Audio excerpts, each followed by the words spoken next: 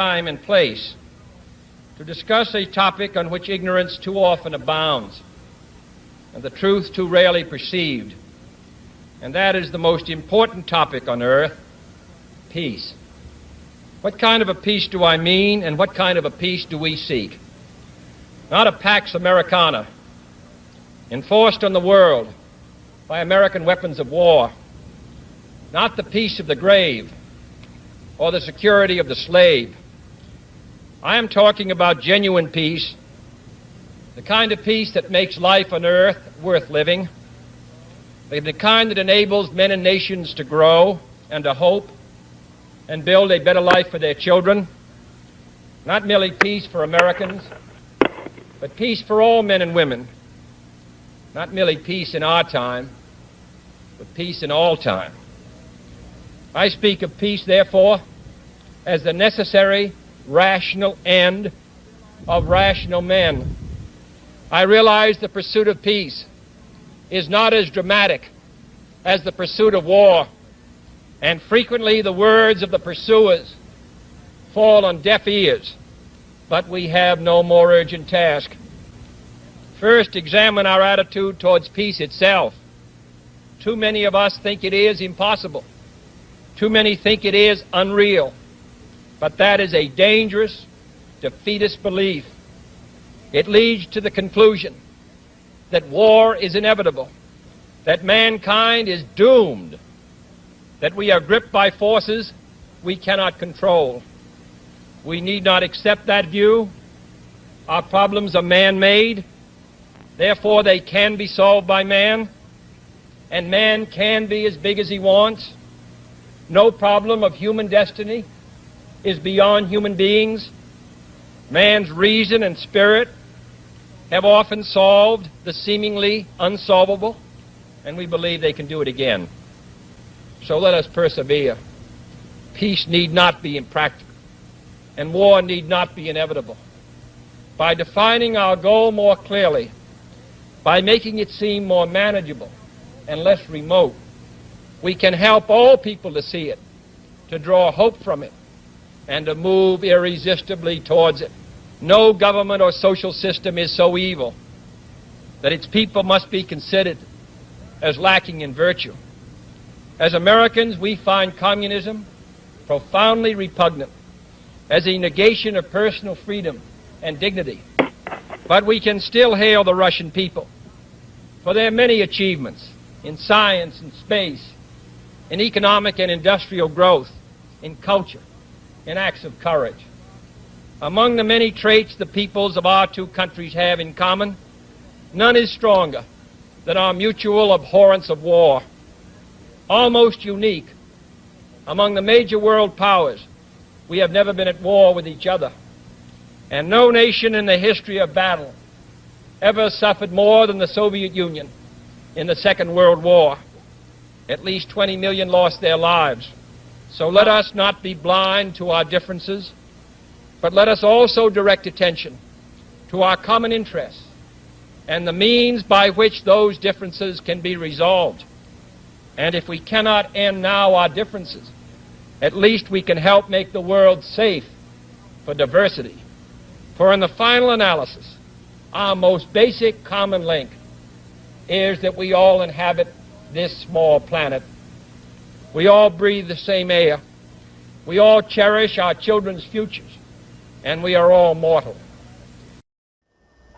Welcome to today's Manhattan Project meeting of the LaRouche organization for Saturday, July 1st.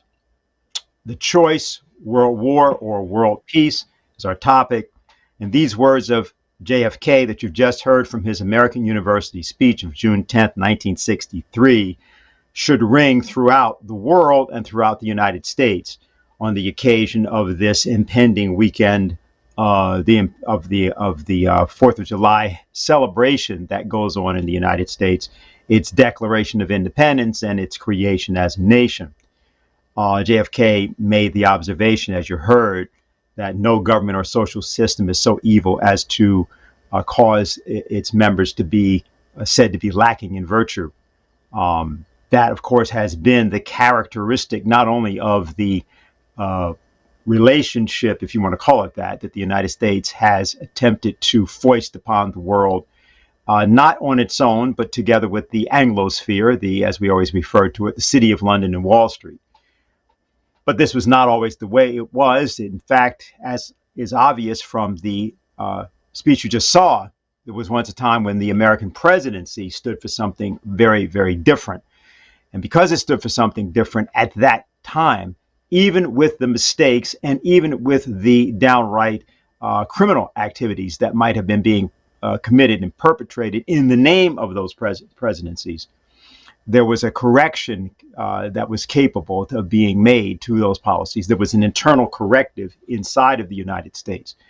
And people in the United States and people in the world could rely on an avenue by means of which great injustices could be addressed. That seems to no longer be the case, but indeed it actually is the case so long as men of goodwill and women of goodwill and conscience work to do that. Now, there's something that's going on in the world that we want to talk about, rather than talk about the news of last week, or rather than talk about news at all. What we want to talk about is the currents of current history, changes of concurrent history that are upon us and which are not very well known in the United States in particular, but also, we'd say, in the transatlantic sector as a whole. On the occasion of a conference that happened in Paris that was called by Macron, some of the leaders of the global South nations took it upon themselves to make people aware as a whole that the era of colonialism and the era of intellectual forms of colonial or imperial hegemony was over. And President Ramaphosa of South Africa in particular gave some words to the assembled. They were directed largely at President Macron of France, but this was a very large assembly of the entire world, the International Monetary Fund, the World Bank. Various people were there from all over the world. And something was stated by him on this occasion. This was a conference that happened over June 23rd and 24th. And we're going to play you part of his remarks and then play an excerpt from a discussion that Helga LaRouche had this week in the course of her response to questions during her webcast. But I think what is important to many of us is that there should be solid consensus on the reform of the financial architecture of the world. Because without that reform, the dreams and the objectives that we have to address our challenges will not be realized. And those reforms need to touch on a whole range of issues. Mr. Mo Ibrahim yesterday even spoke about something that we may think is insignificant, that the boards of directors of your multilateral institutions are not made up of independent directors. They are largely internal people or shareholders. So that in itself, for us, it's an important reform. We also need to look at the distribution of the special drawing rights.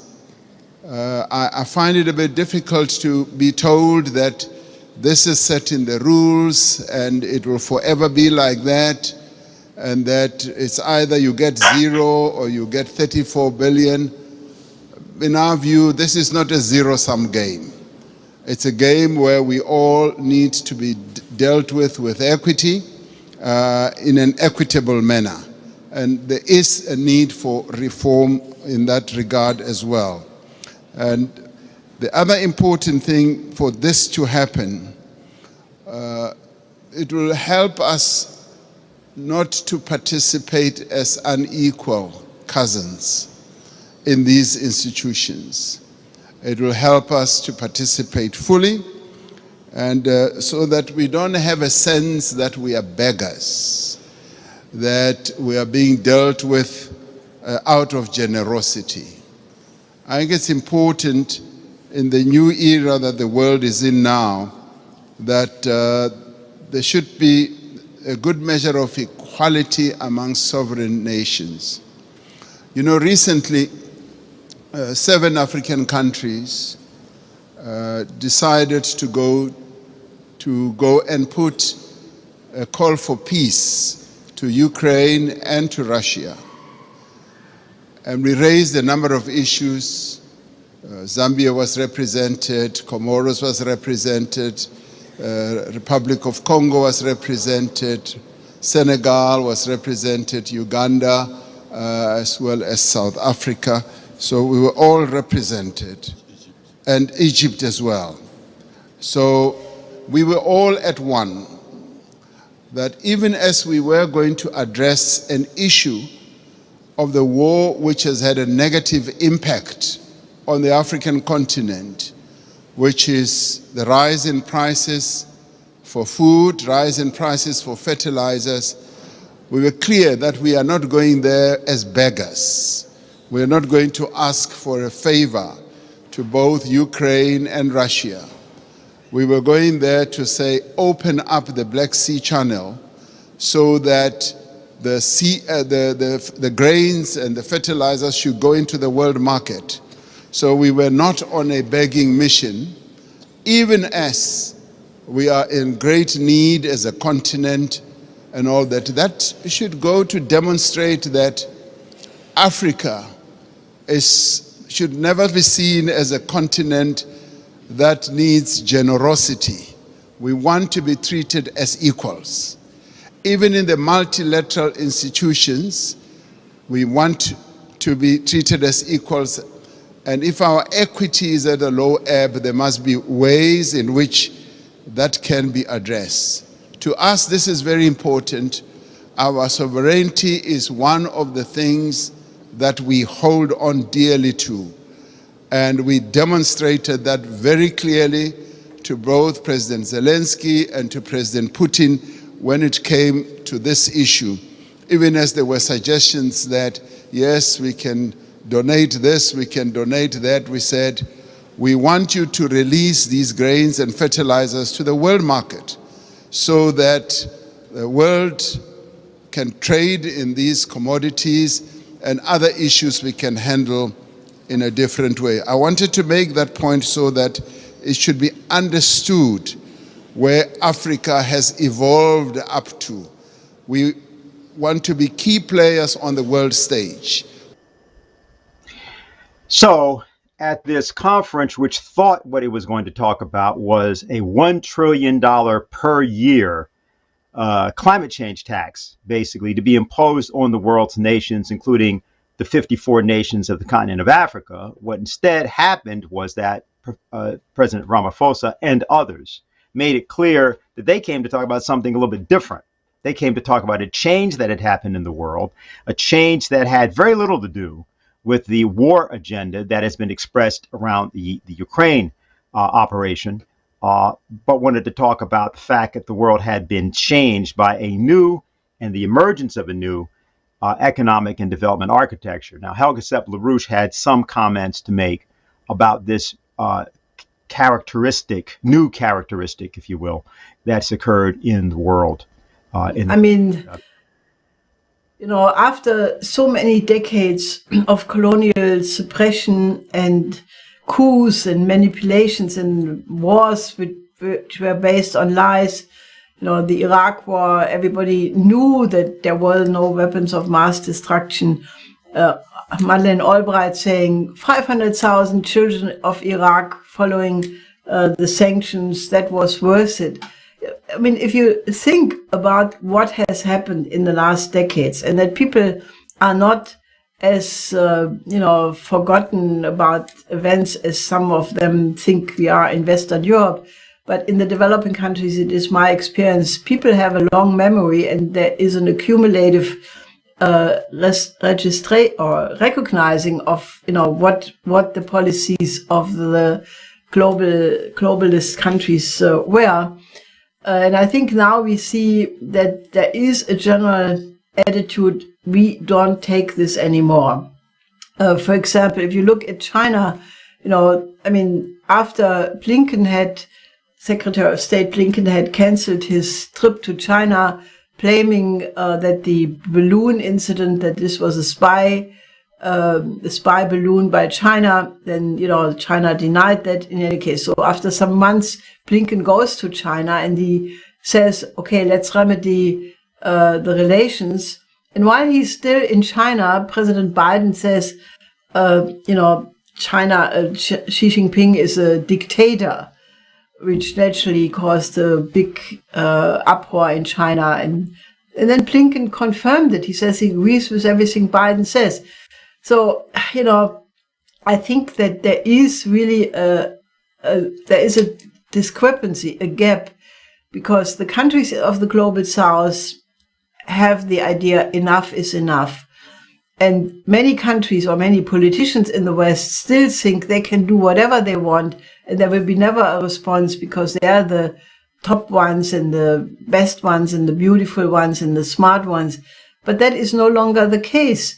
And I think that there is right now a much, much stronger determination by the leaders of the South to basically say, we do not want to hear your Sunday sermons. We want to have real development. We want to have infrastructure, ports, streets, highways. And so I think we are experiencing right now a very important, change. And, you can actually see who is offering what. The Africans are generally saying, if you talk to the Europeans, you get a Sunday speech. But if you talk to China, you get a port or you get a railway. And I think that is really the difference. And I think the more people are speaking out, the better. But I still think we need to move the whole discussion on a new paradigm, a higher order, because we are in a period of change, where the tendency would be very quickly to say, let these other people go to hell, we do our own thing. But the big danger right now is that the world falls into two completely separate blocks, and that would also have the danger of a world war. So we have to think about a comprehensive order which takes into account the interest of every single nation of the world. I think China is the only country which has made a proposal in this direction. Xi Jinping always talks about the shared future of humanity. He has proposed a global security initiative, a global development initiative, and a global civilizational initiative, which together makes a package for a comprehensive new plan for all nations to work together based on their sovereignty and their respect for each other. Now, the Schiller Institute, is promoting this idea, especially since the war in Ukraine broke out, the idea that we need a new security and development architecture, which is in great affinity what China is saying. It's not the same because naturally our proposal is, coming from a Western philosophical conception, the idea that there is a natural law which is built in the physical universe. There is a lawfulness to which you can refer and on which you can rely. But it's going in a similar direction. There are many points of affinity between Confucian thinking and Western humanist thinking. And we have to lift the whole discussion on that level, because if we only remain on the level of poking each other's eye, then the destruction of civilization is a guarantee. And I think human beings have been created for something better. So that's what we should pursue. What we're going to do today is we're going to create a kind of tension, we hope, in your thinking by taking the matter that you've just seen and explaining to you exactly why this is the center of the so-called Ukraine conflict, or the so-called Afghanistan conflict, or the so-called Iraq conflict, or the so-called Syria conflict, or the so-called Libya conflict, or the impending China conflict. That in fact, although it has sometimes been said that war is the pursuit of politics by other means, it cannot equally be said that war is the pursuit of economics by other means. And there is a difference, a kind of a factional circumstance, two systems before the world, shall we say. And this is a good time to discuss this because it's the eve of the celebration of the American Declaration of Independence of July 4th. And in order to put this forward so that we get the principles rather than the particulars of a particular political system or era of history, we want to try to paint a larger palette today about what is happening in the world as a whole. So we're going to start off today with Harley Schlanger, who is the spokesman for TLO. And Harley, in turn, will introduce the next person, Alex Kreiner, who is a journalist and blogger. And we've got Mike Robinson from UK.com who will follow. But Harley, you've got the floor first. Set up the stage for us. Okay, Dennis, thank you very much. 2 weeks ago on the Manhattan Project, I opened my discussion by quoting Vladimir Putin, who had just given a speech at the St. Petersburg International Economic Forum before more than 100 representatives of 100 countries, several thousand businessmen, and so on. And what he was talking there about the shift going on, the tectonic shift, the earthquake going on in the economic and financial world, including the move away from the dollar. He said, today about 90% of settlements with the countries of the Eurasian Economic Union are in rubles, and more than 80% of the settlements with China are in rubles and yuan. He went on to say that this means that the ugly international system, which was neo-colonial in nature, has ceased to exist. Meanwhile, the multipolar world order is being reinforced, and this process is inevitable.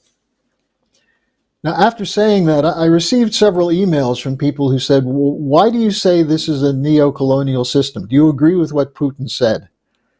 And why do you really believe that this present international order is about to come to an end? I think you just saw in the words of Ramaphosa, the president of South Africa, an indication of the shift in thinking of key leaders in what's called the Global South. This was at the summit for a new global financial pact that was held in Paris. Macron presided over it. I presume it was an EU, IMF, World Bank conference. As Dennis said, they were talking about how are we going to get the money that we need to make the transition to a sustainable future, to a green future, and so on. And essentially what they were trying to do was put a fresh coat of paint on an old system. That is the EU, with its financial policy and green policy, is trying to dictate a set of terms to African countries, as well as the rest of the world, what Blinken calls the rules-based order. And what we're seeing is that African leaders are seeing right through it. One after another, they denounced it. They talked about promises not being fulfilled in the past for money. They talked about the continuation of the old system through the International Monetary Fund and the World Bank. President Hichilema of Zambia said, you can say what you are, but we need more financing, more financing, more financing, not taxes on the poor. Kenya's President Ruto was very sharp. He said, giving the money to the IMF and the World Bank is not acceptable. And then he said, you're not hearing us. Now, EU leaders watching that, including Macron, and you saw the pained expression on his face, they may be learning what farmers in Texas always say. You can put lipstick on a pig, but that don't mean you're going to marry it. Now, the EU financial policy and green policy has nothing to do with development. Putting some windmills and some solar panels in Africa won't solve the problem. As Ramaphosa said, 600 million Africans lack electricity. And the idea that you're somehow going to deal with this through EU green policy is not being looked at kindly by the leaders of the Global South. Now, what's going on, and what's clear is you can see this battle between the two systems. And I want to just take as an example of that, what's happening in France right now. As you probably know, there have been 3 or 4 straight nights of riots getting increasingly wild, cars being burned, stores burned, policemen clashing with demonstrators. And this started with something which was highly predictable, namely what seems on the surface to have been an attack on an immigrant, a young man who was shot and killed by police because he wouldn't stop his car when they demanded that he stop. Now, that's not to say that there's not racism in France and that's not a problem. But the problem goes much deeper, and it's on several different levels, none of which are being discussed in the Western media for obvious reasons. For the same reason, there was very little reportage on what happened at the Macron EU meeting with the African leaders. If you just look at the recent period in France, you had the whole confrontation around the Yellow Vest movement, which began in November 2018 over fuel prices. So this was before the sanction policy on Russia. This was before the Ukraine war. This was in November 2018, where truckers and farmers and others couldn't afford the fuel they needed. And this continued for many, many months. Then you had the pension reform protests, because Macron basically said that they can't afford to give people full retirement at 64, or at 62 rather, so they have to wait till they're 64 years old. Now, what we saw was, again, months of protests, including millions of people in the street. And then last week, in response to the police violence and murder of a young French citizen of Algerian descent, we've seen ongoing, continuing riots. Now, what's the surface story here? Well, you have inflation. Energy costs are through the roof. Fuel costs. Some families are going hungry. They're having trouble affording housing, medicine, fuel, and food. And that's the surface problem. Deeper than that is young people have a sense there's no future. And not only that, there's a sense that the government is not listening, is not taking care of the needs of the people, not responding. And you put that together and it's a volatile mix. Now, there's more to it than that. And I think when we hear from him, Alex has a very interesting hypothesis as to what's going on. But I want to give you the response from Jacques Cheminade, the leader of the LaRouche movement in France, a several-time presidential candidate who's quite a prominent figure in French politics. Here's what Jacques tweeted out, and Jose, if you could put the post up. He talked about a chien lit, that is what's going on in the streets. He said, in its literary sense, chien lit means a mask for carnival. That's where we are. Politicians disguised as government officials, financiers as philanthropers, drug traffickers as bankers, and bandits as sentimental rioters. But then he says the fascists, the real ones, are waiting at the door. Then he goes on to say the word chien lit was historically connected to a mask or character from Carnival. Chien lit is a contraction for chien lit, which means shit on the bed. And he said, since then, the word is used as a synonym for disorderly social behavior, messy, anarchistic, chaotic. And so what we're seeing is something that is messy and chaotic, but could be used for something more. In other words, the situation in all of Europe is tense. You have problems in Germany with deindustrialization. You have the cost of living spiraling out of control. Same thing in the United Kingdom, in Italy, Spain, everywhere. And the social fabric is weak. And yet, what's the main story? The need to continue the war against Russia and Ukraine. Now, this is where you can get some insights into the actual nature of the battle, because it's not about the particulars. It's about the end of a system, as Putin was saying, a neo-colonial system, a system of rules that are made by the richest people for their benefit at the expense of the vast majority of the world's population.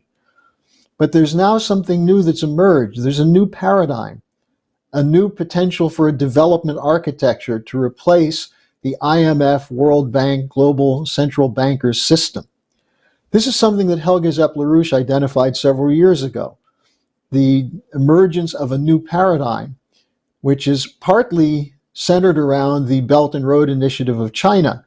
But that's actually symbolic of a bigger question, which is the demands for real economic development for sovereign nations to take care of the people of countries that have, until recently, been colonies. Now, this is a full battle, and this is why there's a war against Russia in Ukraine. This is why there's a threat against China in the Indo-Pacific. It's the desperation of the old establishment to hold on to their privilege, and they're resorting to what Russian analyst Dmitry Trenin described as playing Russian roulette with nuclear war, which he said is a very dangerous thing to do. Now the question then comes up, what do we do? Do we engage in anarchic demonstrations and riots in the street, or do we sit at home and cry in our beer and watch television and use drugs? Well, the important thing is this fight can't wait till the next elections. There are many countries with elections in 2024, including the United States in November 2024. But the citizens of the West have to move now to tip the balance toward the global South, which means working with Russia, as John F. Kennedy proposed in the June 10th, 1963 speech, working with China, not seeing them as enemies, but seeing them as collaborators for the great projects of mankind. One of the interesting things from the Africa summit in Paris was that Lula from Brazil tore up his speech and said, after listening to the discussion, he realizes that there is a potential solution. The Grand Inga Canal, moving water from the Congo River that could provide electricity to tens of millions, hundreds of millions of people in Africa. And it would cost a lot less than the $1 trillion that Macron was talking about for the green EU policy. So what's essential now? In the West, in the transatlantic, in the Five Eyes countries, is a real peace movement, as outlined by Kennedy in the June 10th speech, which recognizes the humanity of the other, even if it's a different system, even if they're different religion. They worship differently than people in the West. Even countries that have smaller tribal factions, family factions, and so on. There is a human requirement that all of us must live up to, living for the benefit of the other.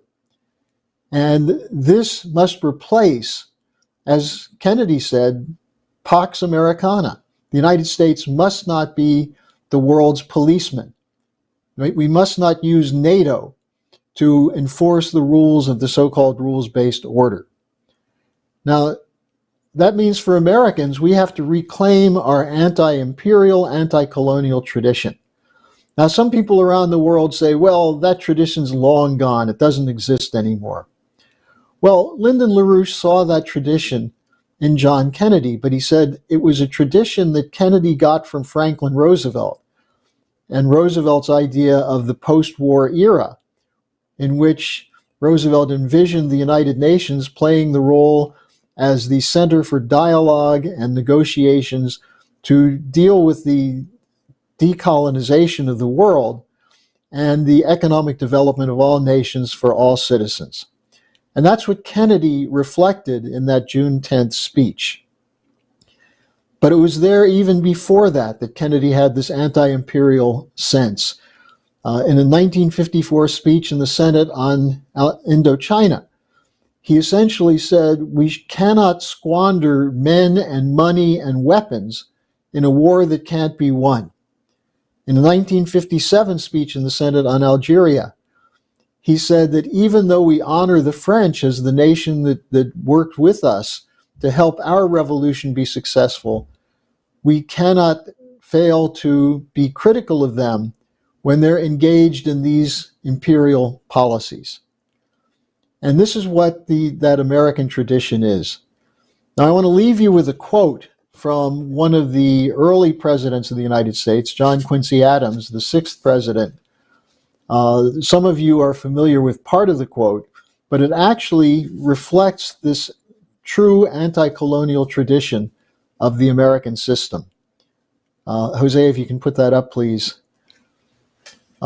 John Quincy Adams, and this was on July 4th, 1821. He said, "After 50 years, the United States has, without a single exception, respected the independence of other nations while asserting and maintaining her own. The United States does not go abroad in search of monsters to destroy. She is the well-wisher to the freedom and independence of all. That by involving itself in the internal affairs of other nations, the United States would destroy its own reason of existence. The fundamental maxims of her policy would become then no different than the empire America's revolution defeated. It would be then no longer the ruler of itself, but the dictator of the world."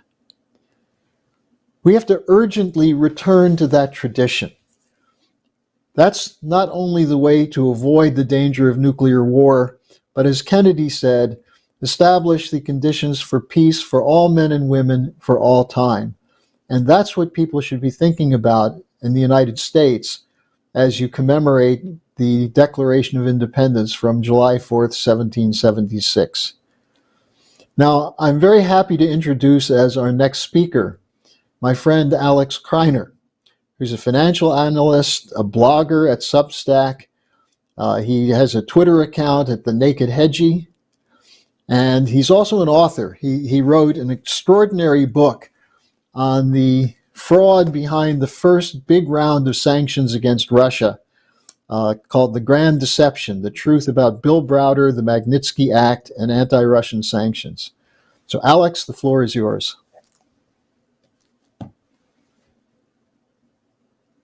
I think you're muted.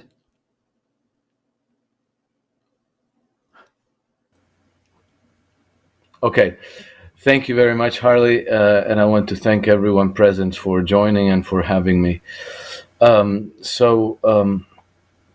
wanted to spend a minute speaking about the riots in France because it's part of this clash of the two systems, which I think is always important to keep in mind as the broadest possible context for understanding the conflicts that we are observing in the world today.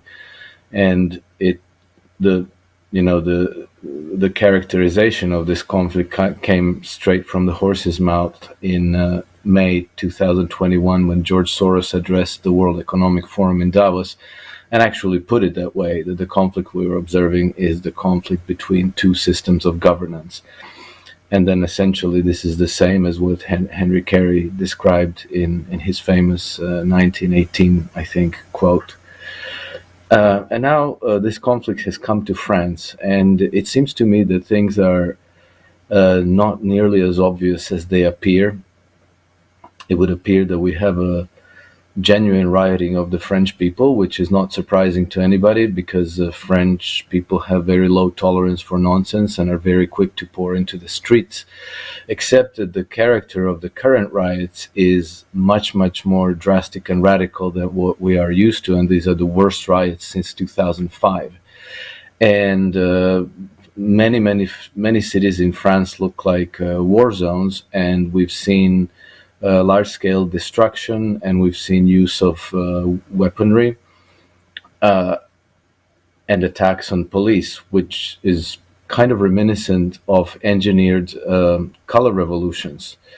Now, France is nominally a Western ally, so why should that be happening in France? Well, I wanted to point out that the relationship between France and the West, and I would call it with the Anglo-American ruling establishment, has been extremely complicated. It appears that there's a very independent-minded elite existing in France, whom Emmanuel Macron represents.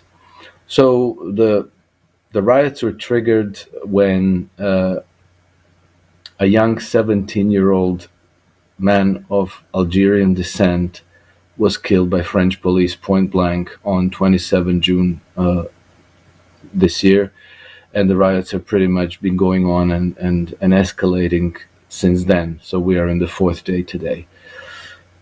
The very, very interesting thing about this is that this scenario was actually pre-announced. So last year in 2022, Netflix launched a film titled Athena, which describes exactly this scenario. France going into an ethnic civil war triggered by an assassination by the police of a young man of exactly what happened, except that this film was published, emitted last year. Now, in early June, I was at the conference called Better Way Conference in Bath in UK. One of the speakers there was a man named Mark Devlin. He's a DJ, but his presentation was exactly focused on this habit of the people in power to pre-announce their agenda. And he gave us a few examples, which unfortunately I did not take specific notes of, so I cannot give you the specific. It had to do with the pandemic and another few global events. And he dug up the film material from Netflix, from Amazon, I don't know exactly where from, and the story plots were extraordinarily identical to scenarios that have actually transpired a little time later. So there's a chance that these are not spontaneous eruptions of violence in France, but that they are actually an engineered social uprising. To understand them, we have to look into the relationship between France and the Anglo-American elites. So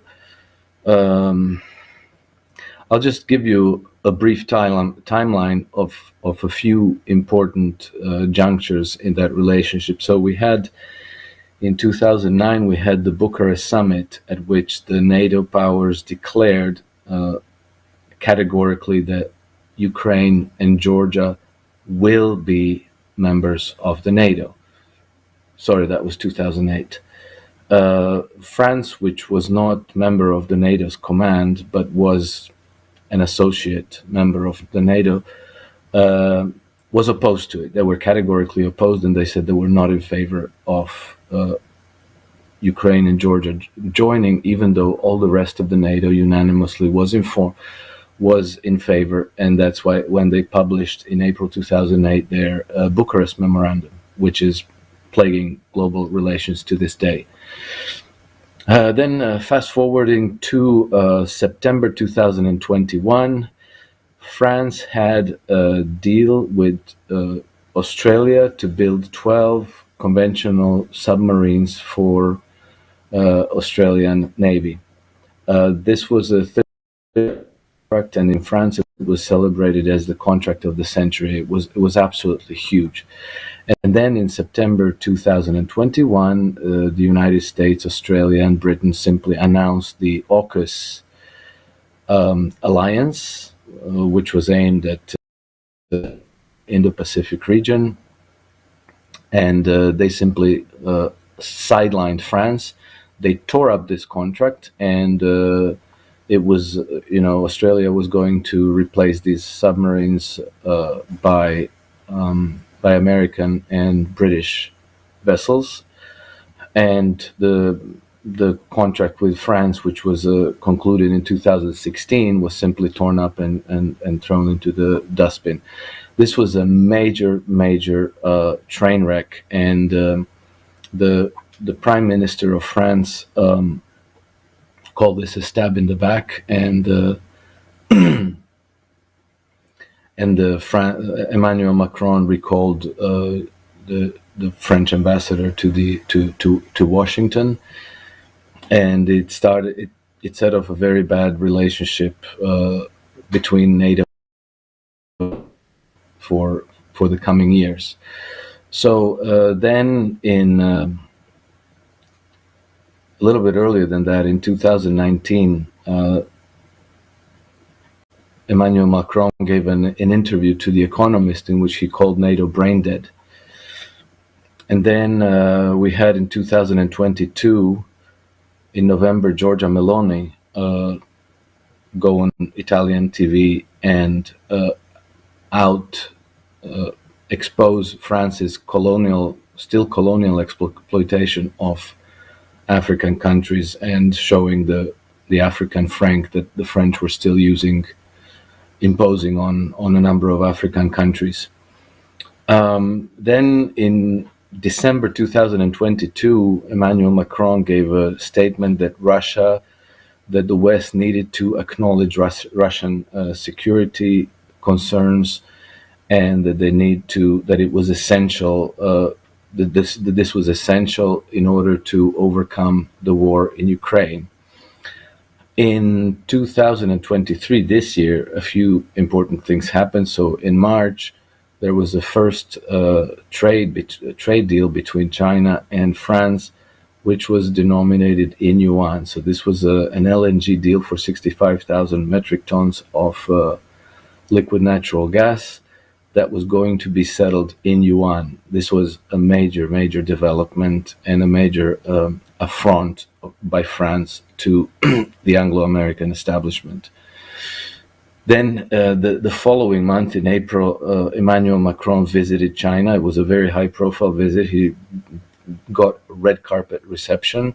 He signed many deals with China there, and the statements from both Chinese official and Emmanuel Macron were very explosive.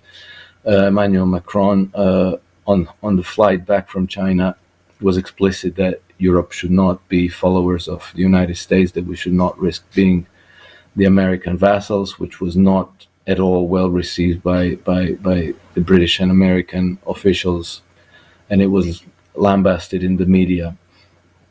And then it was last month that Emmanuel Macron organized this summit for the new financial pact. This seems to have been his own initiative and his own and EU's initiative. Different from Washington and London's agenda.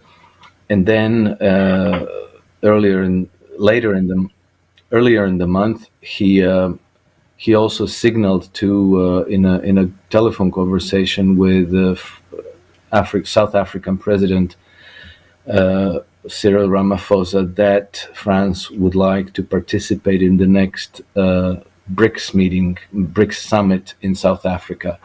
And so this was another explosive development that is clearly showing that France intends to break ranks with the Western alliance. So I think that this is on track of what Catherine Austin Fitts predicted, I think a year or two ago, that as the Western system starts to implode on itself, that the Western elites would be turning on each other. And I think that this clash between French elites and the Anglo-American elites is what we're observing, and they are probably ultimately the ultimate cause of the riots that we're seeing in France. But the problem for the Anglo-American elites is that this is also going to impact other European countries, because people in power at the high levels are better aware of what's actually going on than the average consumer of Western media narratives. So they understand that France is under attack, probably. And I think that this attack, because it has been a continuous development that stretches back a century, actually, and I'll just put this in very brief terms, but one of the French colonies was Haiti. In 2014, while still under French protectorate, the United States troops landed in Port-au-Prince, broke into the central bank of Haiti, and took off with simply appropriated the gold and took it to New York. And then the next year, a United States troop landed in Haiti and made it a U.S. colony. And it was the longest occupation in U.S. history. I think it lasted about 18 years. The United States simply kicked the French out of one of their colonies. And then the story with Haiti has another sequel, which was when Jean-Bertrand Aristide came to power in 2000, aided by the CIA. Right after the conflict over the Iraq invasion, because if you'll recall, Jacques Chirac and Dominique de Villepin were opposed to the U.S. invasion of Iraq. So they were not on board with this. And, as George Bush said, you're either with us or you're against us. Well, I think it was I'll look it up because I think the timeline is a little bit important. So it was in April 2003. So Iraq invasion was March 2003. In April 2003, Jean-Bertrand Aristide all of a sudden starts his campaign for restitution of what they believe that France should owe back to Haiti for the damages of, it's a long story, for the damages of colonialism. And this was a massive bombshell for France because the amount was $21 billion plus, 21,600,000,000 something. It was a figure calculated to a cent. And Jean-Bertrand Aristide also called for other French colonies to do the same, to seek restitution. So France was on the hook potentially for hundreds of billions of dollars. And this was a very scary development for them. And they started this frenetic diplomatic activity, but probably in the backroom deals, France dropped its opposition to the Iraq invasion and to the United States agenda in the Middle East. And then, practically from one day to the other, in February 2004, the Americans, together with the French, simply kidnapped Jean-Bertrand Aristide, and the whole problem of the restitution just went away like that. But this was a major slap in the face to the French elites by the Anglo-American ruling establishment. So it's an extremely complicated saga there, but I think that we have to keep in mind that it's not merely, the whole Western alliance should not be anymore regarded as a monolith. It's clear that the elites of various nations have turned on each other, and I think that at the same time, this should be regarded as the opportunity for the other system to exploit this cleavage and to probably use the fracture between France and the Anglo-American elites to their own advantage. I believe that these discourses were probably held between Emmanuel Macron and Xi Jinping. Emmanuel Macron for a long time had discussions with Vladimir Putin. I think that probably this was on the table. I think that the Russian leadership understands what the score is, and I think that this is going to probably accelerate the collapse of the Western alliance. Good news for all the rest of us. I will try over the coming days to, put all this together into a coherent story in an article. I apologize that this is not already done, but some of this stuff is news to me literally as of today. So the timeline and the story as I gave it to you is at the moment the most refined version that I have. And I'd leave it for, if anyone has questions or it's better to leave it for a discussion. Thank you.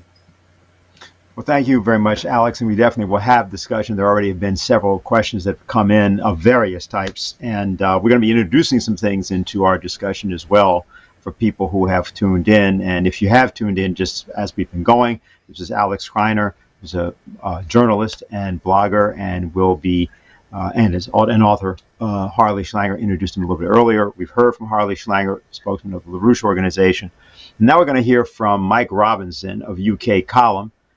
People have seen Mike here many, many times, and we brought him in especially because of the 4th of July. We always want to make sure we get someone from the old country that we can trust.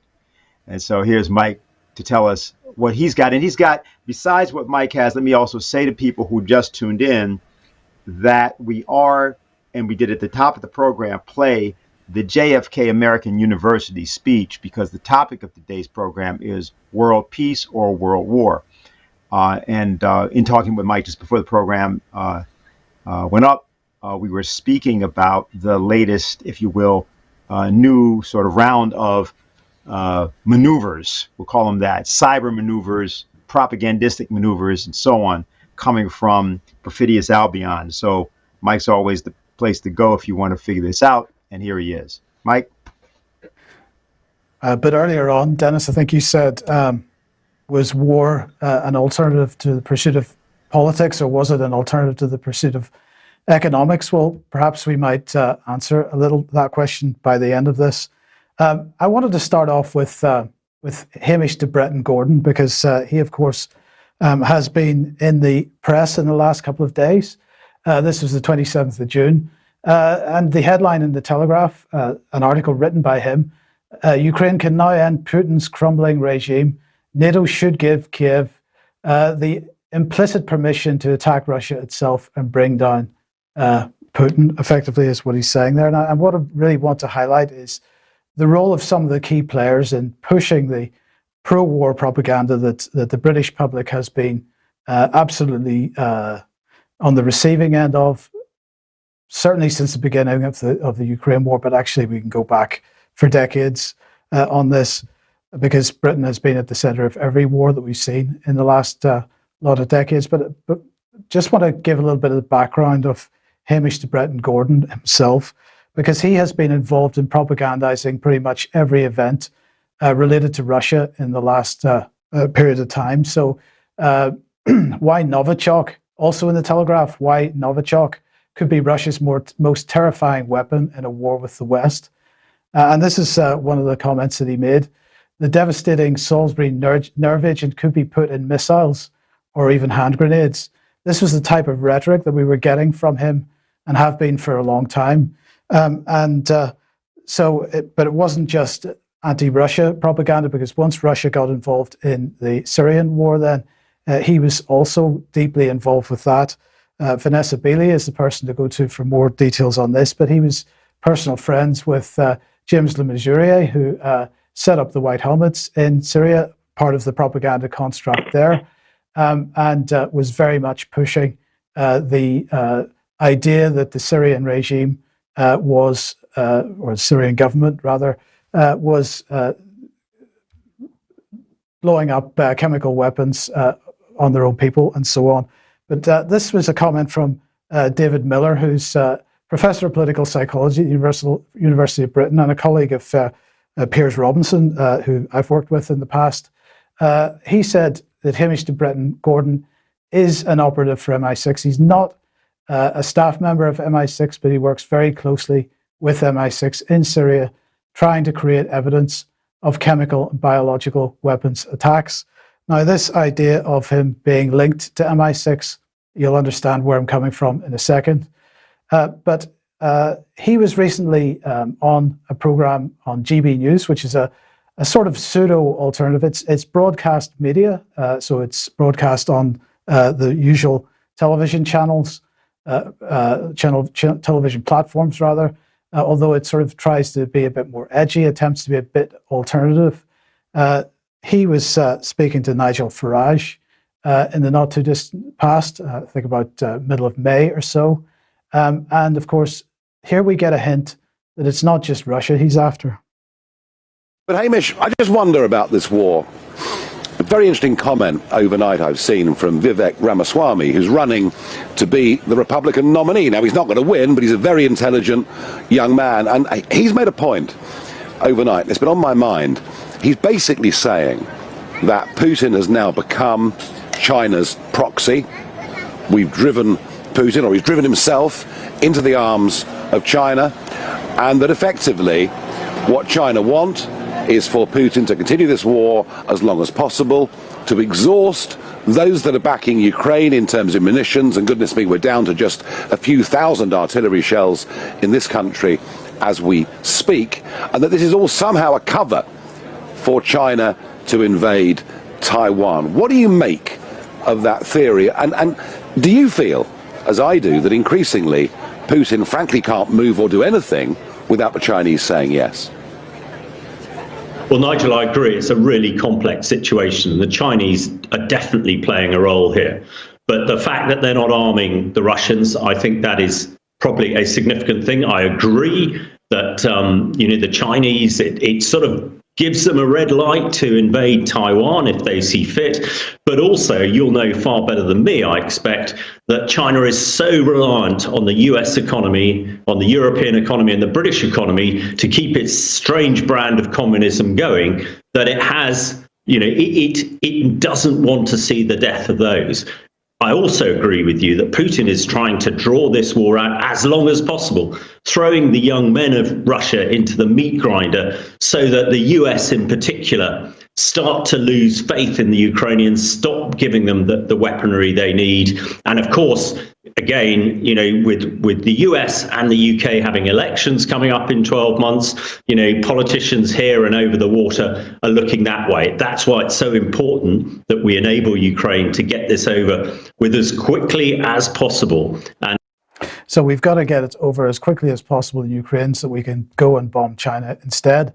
That is the message that he was pursuing there. But he's not the only one. We should not forget our old friend Tobias Ellwood, currently an MP, but at the same time, apparently also a reservist with 77 Brigade. He's a lieutenant colonel for that. 77 Brigade, of course, if you remember, is one of the major propagandist, government propagandist, military propagandist organizations here. Now, what's interesting is that we, colleagues of ours, have been pursuing freedom of information requests with the Ministry of Defence to try and find out whether Tobias Ellwood has been in active service at any time over the last number of years while he has been a serving MP, because, of course, as was highlighted, I think the last time I was on this programme, 77 Brigade has been spying on UK citizens, including other members of Parliament. So there's an absolute conflict of interest there, but he is a key part of the propaganda machine.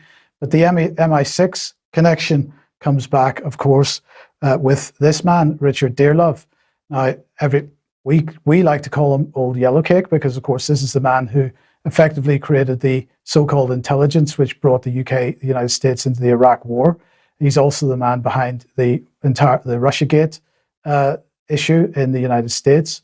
Well, he, of course, decided to take a trip to Ukraine a few weeks ago because, of course, we need to be making sure that President Zelensky understands that he has the full support of Britain and so on. This is what he said. At extensive meetings in Ukraine, mostly with senior officials on the security side, it would be indiscreet of me to mention any names, but these are the people that he met. First of all, the head of the National Security and Defence Council, the Assistant Minister of Defence, the Prosecutor General, the head of the Ukrainian Defence Committee, the head of Ukrainian Foreign Intelligence, the head of Military Procurement, the head of the drone design and production startup, of a drone design and production startup, and the official in charge of EU integration. They discussed the breakup of Russia, along with the alleged massive stresses and strains in the Kremlin, which could be exacerbated by any Ukrainian military breakthrough. They discussed the Ukrainian leadership, that the Ukrainian leadership are masters of strategic deception, that they've digitized the entire battlefield, be particularly creative in their ability to design, procure and deploy drones on the battlefield quickly. I mean, this is delusional stuff in many ways, but nonetheless, this is the type of propaganda that came out of his visit to Ukraine. He said that Ukraine needs to have F-16 strategic fighter jets so they can fly deep into Russian territory. And he also said that Ukraine also should be given a sustained supply of tanks, preferably Leopard 2s, and sophisticated infantry and weapons training, because they've lost many of their most experienced military officers and infantry troops. So there's the acknowledgement of that, at least. He also said that NATO should extend long-term security guarantees to Ukraine at the forthcoming Vilnius summit, and as he described it, de facto incorporating it into NATO. He also said that his One Decision podcast, because he's now a podcaster as well, direct propaganda in this case, is now followed very closely by the Ukrainian government. So this is what the One Decision podcast looks like.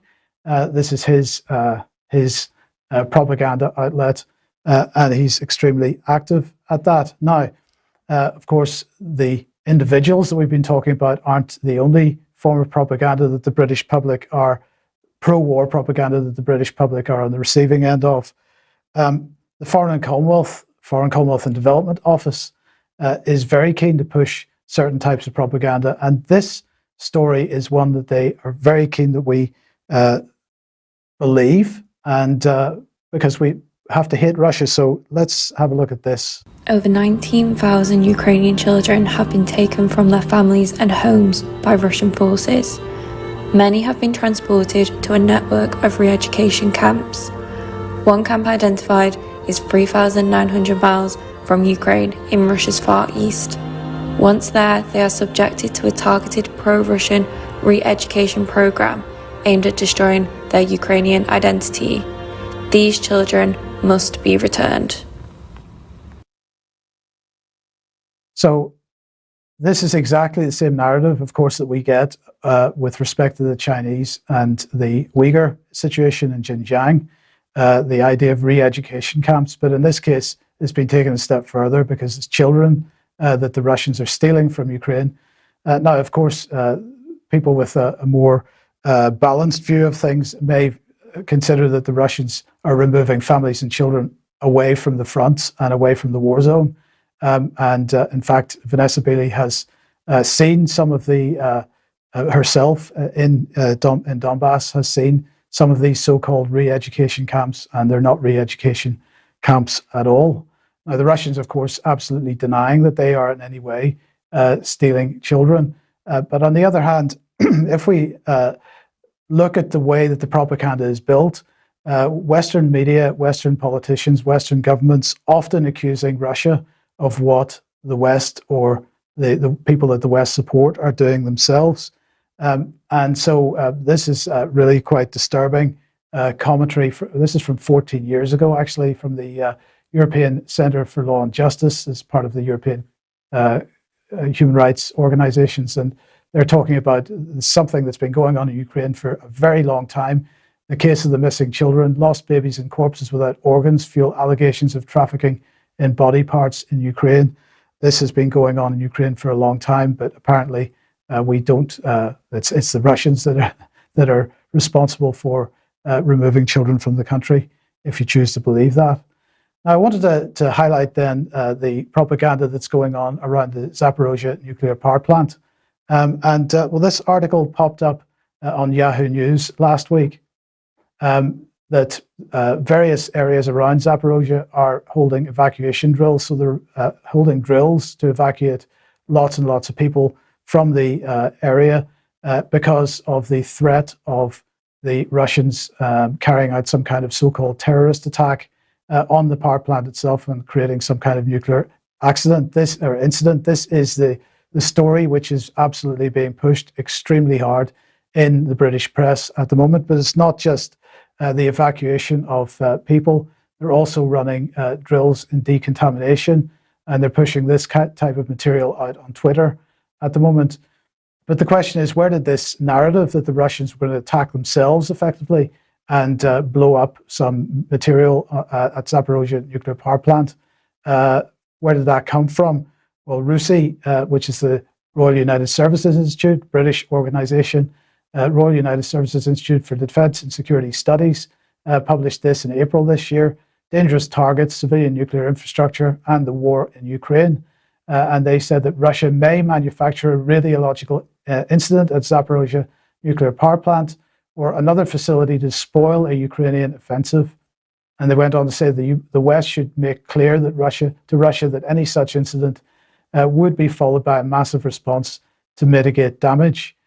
So this absolutely coming from the UK again, this propaganda, and it found its way, in fact, into relatively mainstream publications. So this is Nuclear Engineering International, and they absolutely were pushing the same narrative back in May. The Russian military analysts suggest that retaking control is one of the objectives in the upcoming Ukrainian offensive, but that the Russian forces would strike the nuclear power plant and then report a radioactive leak in order to trigger an international probe that would pause hostilities and give the Russian forces respite. They need to regroup ahead of a counteroffensive.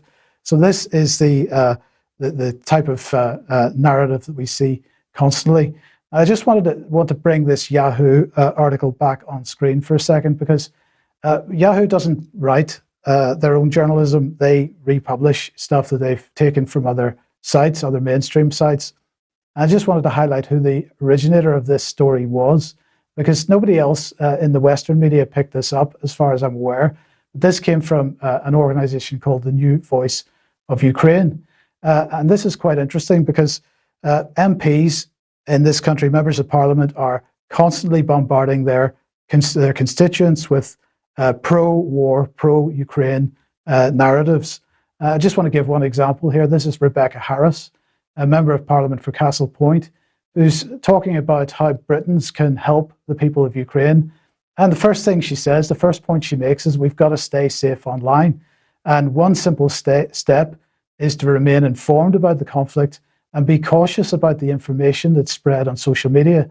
Disinformation is one of Russia's favorite weapons of war, and accidentally amplifying it can harm civilians. And she goes on to say, English language news outlets based in the country, Ukraine, such as the Kiev Independent and the New Voice of Ukraine, are covering developments. So it's interesting that this story about Zaporozhye is coming from the New Voice of Ukraine. So here's the original version of it.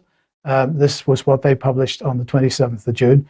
And I just want to read a little bit about what they say they are. So this is how they describe themselves. New Voice is an independent media holding founded in 2014. So this is a construct that came out of the coup in 2014 by a team of what they describe as professional journalists. Today, the holding includes the NV Weekly News magazine, the nv.ua news website, the Radio NV nationwide talk radio station and panel discussions. The New Voice of Ukraine was launched as the English version of nv.ua website in early 2022, just in time for the beginning of the conflict. But who's supporting this?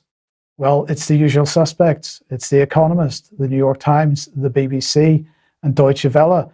And this connection, or these two at the end here, the BBC and Deutsche Welle, very important. We'll come on to keep those in mind because we'll come on to them in a second. They say, in addition, we cooperate with the Aspen Institute Kiev, Deloitte, Hay Group, the European Business Association, the American Chamber of Commerce, Internews, Content Fund, the US Embassy in Ukraine, and the International Republican Institute. So why is this important? Because when we look at how these types of media organizations have been set up, I've mentioned this several times before, but we have to remember it. At the heart of it is the BBC, and particularly BBC Media Action. It's little charity, it's journalism training charity, let's call it. So this article is on the BBC Media Action website. This is all about Suspilny, who is a national broadcaster in Ukraine, a state broadcaster, a rebranded modern broadcaster in Ukraine. So let's just look at what BBC Media Action says here. The excitement was palpable when UAPBC's executives and board members gathered with ambassadors, dignitaries, and representatives of BBC Media Action and our partner, Deutsche Welle Academy, earlier this month to present a dynamic modern newsroom that will form the central hub for the rebranded public broadcaster Suspilny. And they talk about BBC Media Action joining the project to rebuild Ukraine's public broadcaster in 2017 with one objective: to help it revolutionize its news operation and design a newsroom that will cater to a wider audience. With funding from the European Commission, working with Deutsche Welle Academy, BBC Media Action has supported the design and implementation of new workflows based on the news gathering approach used by the BBC, where the story is at the heart of the multimedia news operation. This approach shares stories internally so they can reach audiences more efficiently and effectively across different platforms. This is the BBC building up the country's propaganda machine before the conflict began. And I just want to remind I've shown this before, but I want to remind everybody how this went down in Syria, because this is a former employee of BBC Media Action, Juliet Harkin. Now remember, the war in Syria began in 2011, but BBC Media Action was already in Syria in 2004. We worked in 2004 with individuals within the Syrian ministry who wanted change and tried to get them to be drivers of that. So they were into the Syrian administration at that time, trying to look for the opposition, trying to assist them in the overthrow of Assad. All media development work, she said, that's been done in Syria has, in my opinion, been predicated upon the idea that there can be change from within. You have an authoritarian regime and you find who the reformers are within that and you work with them. So that is, this is the propaganda, not just in this country, but as Dearlove was saying, he's pumping his propaganda into Ukraine, but equally we are building the networks, the media networks in Ukraine to make sure that the propaganda for war is maintained there as well. Now, a few weeks ago, the Sunday morning magazine politics program on BBC, hosted by a lady called Laura Kuenssberg, interviewed the Russian ambassador. And I just want to give a quick 30 seconds or so of that interview, because this is the first time I can ever remember any mainstream media journalist speaking to anyone, no matter what any diplomat or any politician or anything, in this way. Just listen to this. Just finally, Ambassador, it's remarkable speaking to you this afternoon that you are happy to repeat claims that have been disproven. You are happy to try to deflect questions. You are happy to mislead our audience about the truth. Maybe you're even lying to yourself about what is really going on. I just wonder, Russia has unleashed a terrible conflict that is hurting its own people as well as Ukrainians. I think I have told you, if you will try to offend me once again, we will just stop this interview. I'm not trying to offend you. I have a final question. So she called him a liar to his face, but she's not trying to offend him. This is how that discussion was described by the Daily Express in the UK. I will end this interview. Kuenssberg has Putin puppet rattled in surreal BBC clash. Now, Andrei Kellen is no Sergei Lavrov, I'm going to say that. The interview, he was clearly nervous. He didn't do as good a job as perhaps I would have thought he would have done, but at no point was he rattled. At no point did he lose his cool. He was absolutely polite. He made his points as best he could, and he did overall a very good job. So this is, mainstream media just simply directly lying to people while they call diplomats of other countries, no matter what you think of the other country, liars. That's the standard that we are facing at the moment. Now, one of the points that Kellen made during his interview, because she asked him about the attacks across the Ukrainian border into Russian territory, and he made the point that the people involved were terrorists and Nazis.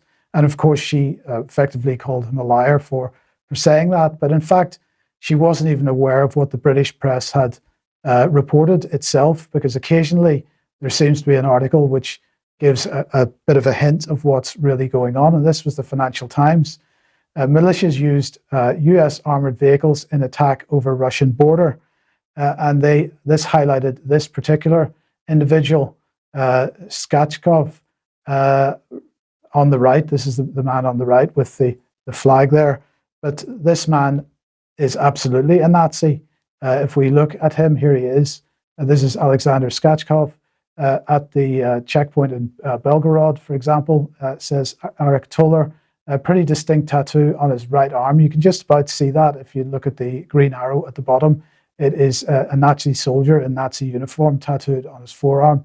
And I believe the T-shirt belongs to a Nazi publication. The name on the T-shirt belongs to a Nazi publication. So Laura Kuenssberg absolutely accusing somebody of being a liar as she busy lies to the public in her form of questioning, and then the British media amplifies that through their headlines. Of course, it's not just propaganda, it's also arms and armaments, Britain leading the way with this. So I'll just bring James Heapy, the Defence Minister, on screen. A couple of weeks ago, crowing, very happily crowing. Apologies for the animation there, that's gone the wrong way. But anyway, we've sent thousands of rounds of Challenger 2 ammunition to Ukraine, including depleted uranium armor-piercing rounds. It was interesting that I'll move on from that because I've forgotten the name, but it'll come back to me later. For operational security reasons, he said, we will not comment on Ukrainian usage rates for the rounds provided. He went on to say, there's no obligation on the UK to help clear up depleted uranium rounds fired from Challenger 2 tanks by the armed forces of Ukraine. And he said, if we get the animation right, however, we remain committed to helping Ukraine emerge from this war secure, prosperous and free, and we're supporting a range of activities to meet Ukraine's immediate needs. So secure, prosperous and free is how Ukraine's going to be. We'll come on to Ukrainian recovery in just a second, but before we do, I just wanted to remind everybody, aside from the arms and armaments, the training has been going on, but the training of Ukrainian servicemen by the British began well before the conflict, and it was done under the title of Operation Orbital. And this is the badge that they all get when they take part in this training. And so Operation Orbital was established in 2015, again, not long after the coup.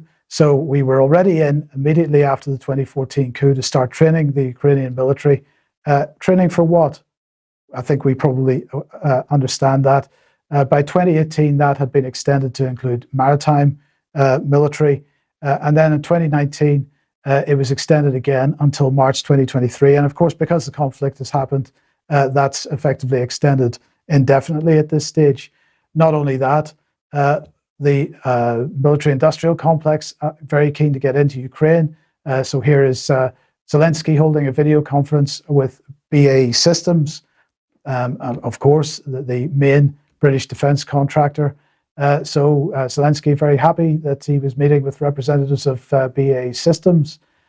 He said that they discussed the localization production in Ukraine. So BAE Systems is wanting to find a way to move production of weaponry into Ukraine so to be as close to the front as possible.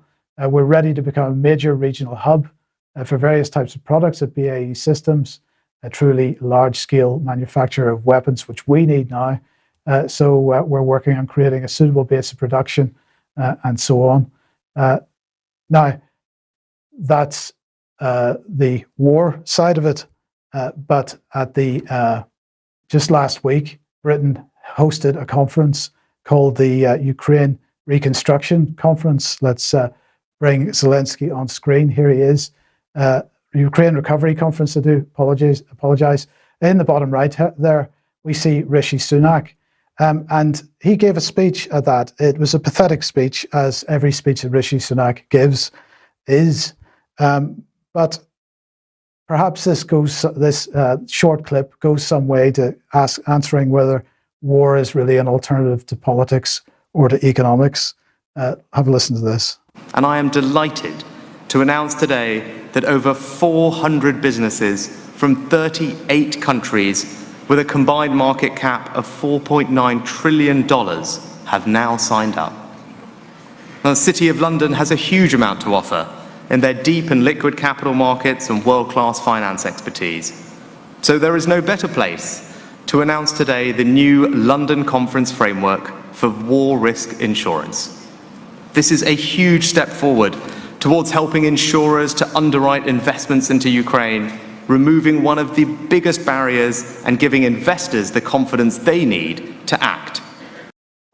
So war risk insurance, that is the latest financial scam, which is running on the back of the Ukraine conflict and the deaths of Ukrainians and Russians. We should be proud of ourselves as Britons, as I'm sure everybody that's watching this will agree, if you will permit my sarcasm there for a second. That's what I have for you, but I just wanted to leave you on the thought of war risk insurance. Well, thank you very much, Mike. It's very appropriate to have this on the 4th of July. Let me just see now. Let's bring everybody up. Let's bring up Alex and Harley on screen, and we'll have maybe some cross discussion. Harley, first of all, is there anything that you'd like to say, having heard the two presentations? Well, I think what Alex presented was very provocative, very interesting, and I think we should take a look at that. And I'm looking forward to getting his timeline. What Mike discussed, this question of the British is one that is still left out of all media coverage. It was very fitting that it ended with the City of London and how the City of London is going to make money from this, because the idea of permanent war is exactly what the military-industrial complex, the extended military-industrial complex, is all about. And the idea that this is a permanent war and that there's a gleeful chuckle going on among the so-called defense establishment types, the intelligence types, about the so-called Wagner coup. And what they seem to have missed is that it wasn't a coup, that Putin was not only not weakened, but strengthened by it. And in the meantime, the Ukrainian counteroffensive is going nowhere. In the meantime, what are we getting as coverage? Well, we're getting these glorified reports about how the military-industrial complex is trying to fix itself so they can provide more ammunition.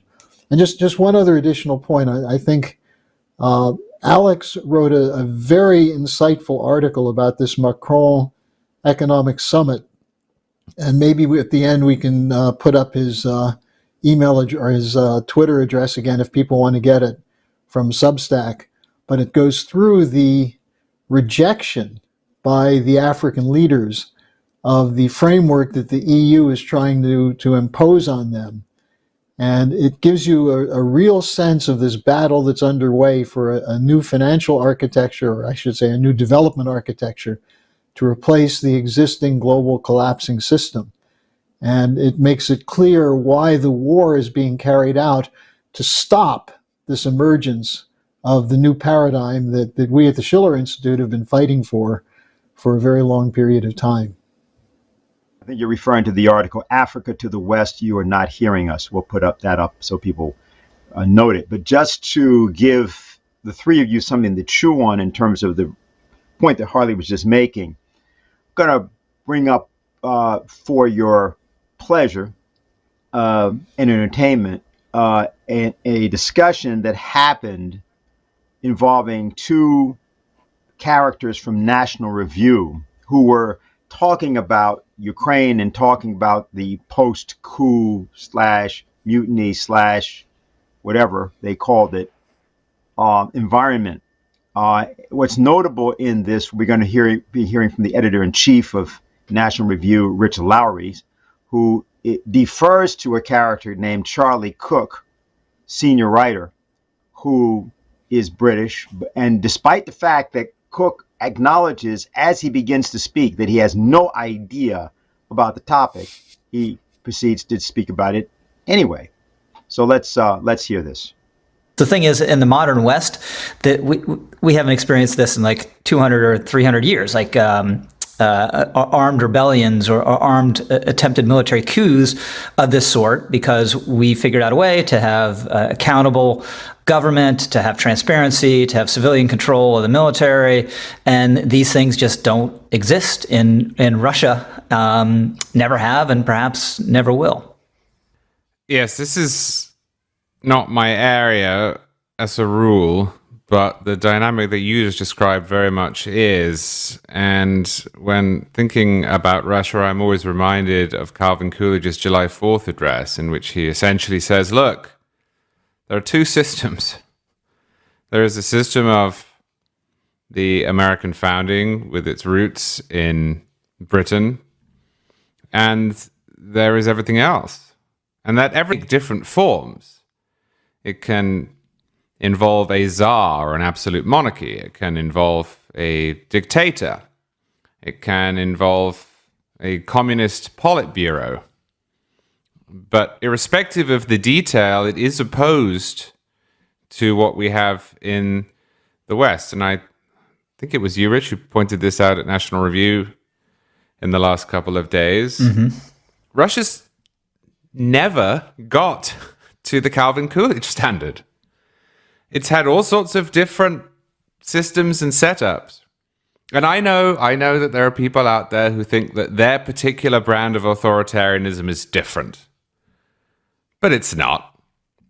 You either believe in a small r Republican constitutional order, a few variations. You can have it under a monarchy, as in Britain, Canada, Australia, or you don't. And the Russians don't. They don't have that habit.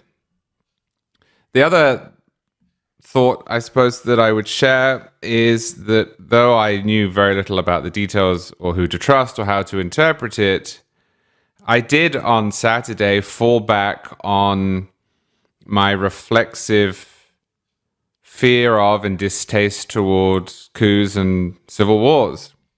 I think some people got rather excited by this news, and I understand the feeling, given that Putin is a butcher, but coups don't really tend to work out.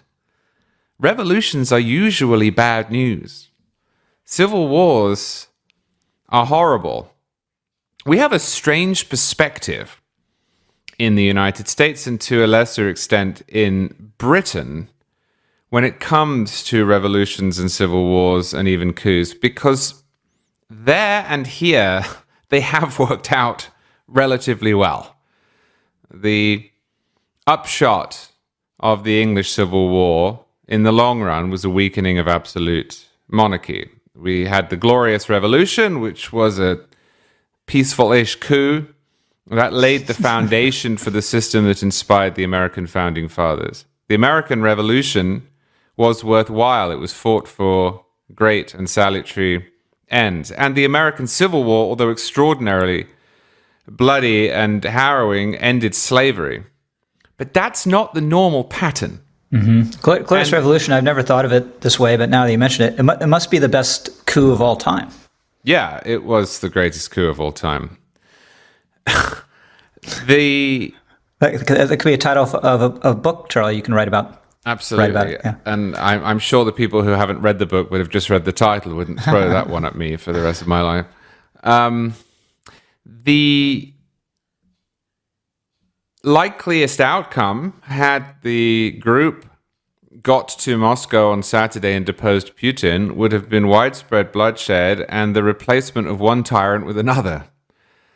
And so for the few hours in which this was the main news, I watched in horror and cognizant of the fact that Russia really has, for almost its entire history, had a tragic fate. So we submit our audience to that just so everybody can remember why there was an American Revolution, and that it does not have too much to do with what they were talking about. But Harley, would you like to say something about what you just heard? Well, very briefly, the two speakers are hoping that people don't remember that the current government in Ukraine was the result of a coup that was orchestrated in the West and was manipulated and run by the Obama administration, directly by Biden, Victoria Nuland, who's now slated to be the number 2 person at the State Department, the hardcore war hawks.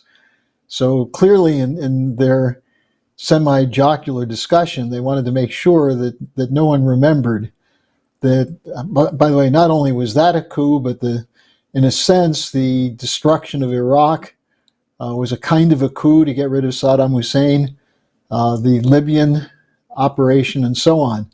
So they seem to support coups when it benefits the empire, but they don't really call those coups.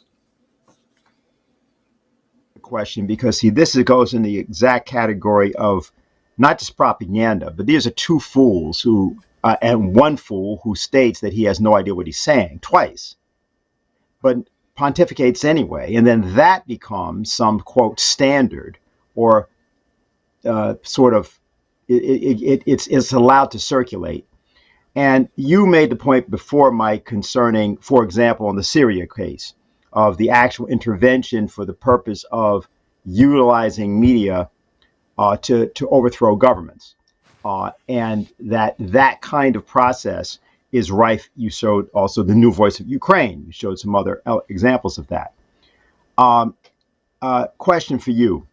Is this pretty much... Well, but sorry, just before we get... Can I just comment on that? Because I just wanted to say something about that clip. The hypocrisy is off the charts, because aside from what Harley's just said, the accusation is that Putin is an authoritarian, and it's all we hear from Western politicians is authoritarian. We've got to deal with all these authoritarians. And Putin is a butcher. But how many wars has Russia actually been involved in the last 40, 50 years? Compare that to the West. But this idea of authoritarianism, now Nigel Farage, I showed that clip earlier on, and I don't particularly like Nigel Farage, and he's absolute, with respect to China, he's an absolute warmonger himself. But nonetheless, he of course led the Brexit campaign. He has just, in the last 3 weeks, the last couple of months, had all his bank accounts closed, his business and his personal bank accounts closed, for political reasons. He asked 6 or 7 other banks if he could open a bank account with them, and they all said no. Now, Western politicians, Western personalities are constantly talking about authoritarian China and its social credit system and how you've got to be a good citizen or you don't get to get the benefits of access to credit or whatever it happens to be. We can provide specific examples of this type of thing happening in this country, and the commentators like the two we've just heard are so delusional about what our own regimes are, and they're so busy criticizing everybody else to justify these wars while ignoring the behavior of our own regimes. I think the hypocrisy is just despicable. Sorry, that's it. Yep. No, that's fine. That's fine. Alex, you have anything you'd like to say before we ask you a few other questions? Well, I think that it's astonishing that the guys get it practically all of it. Everything they said is inside out and backwards and upside down. Exactly. To say the Glorious Revolution was this wonderful coup that inspired the American Revolution, that's just exactly the opposite of the truth. The Glorious Revolution was the theft of when the Dutch Empire stole Britain from under the British people or England. And to say that that had anything to do with the U.S. Revolution, I mean, I think that these people are not even, I wouldn't even dignify them with a comment. It's ridiculous. But it goes to tell you that if you say something really stupid with a British accent, it tends to sound clever. Yes. Okay. And therefore, for everybody who's watching and listening, don't believe or trust or do much else than do your own work and thinking, the type that we're trying to assist people in doing here. There were some questions that you got, Alex, which I want to convey with respect to what you presented. There was one question, I don't have who asked it. Will France be brought back closer to the Anglo-American position, or will France be able to attempt to chart a more independent course of action?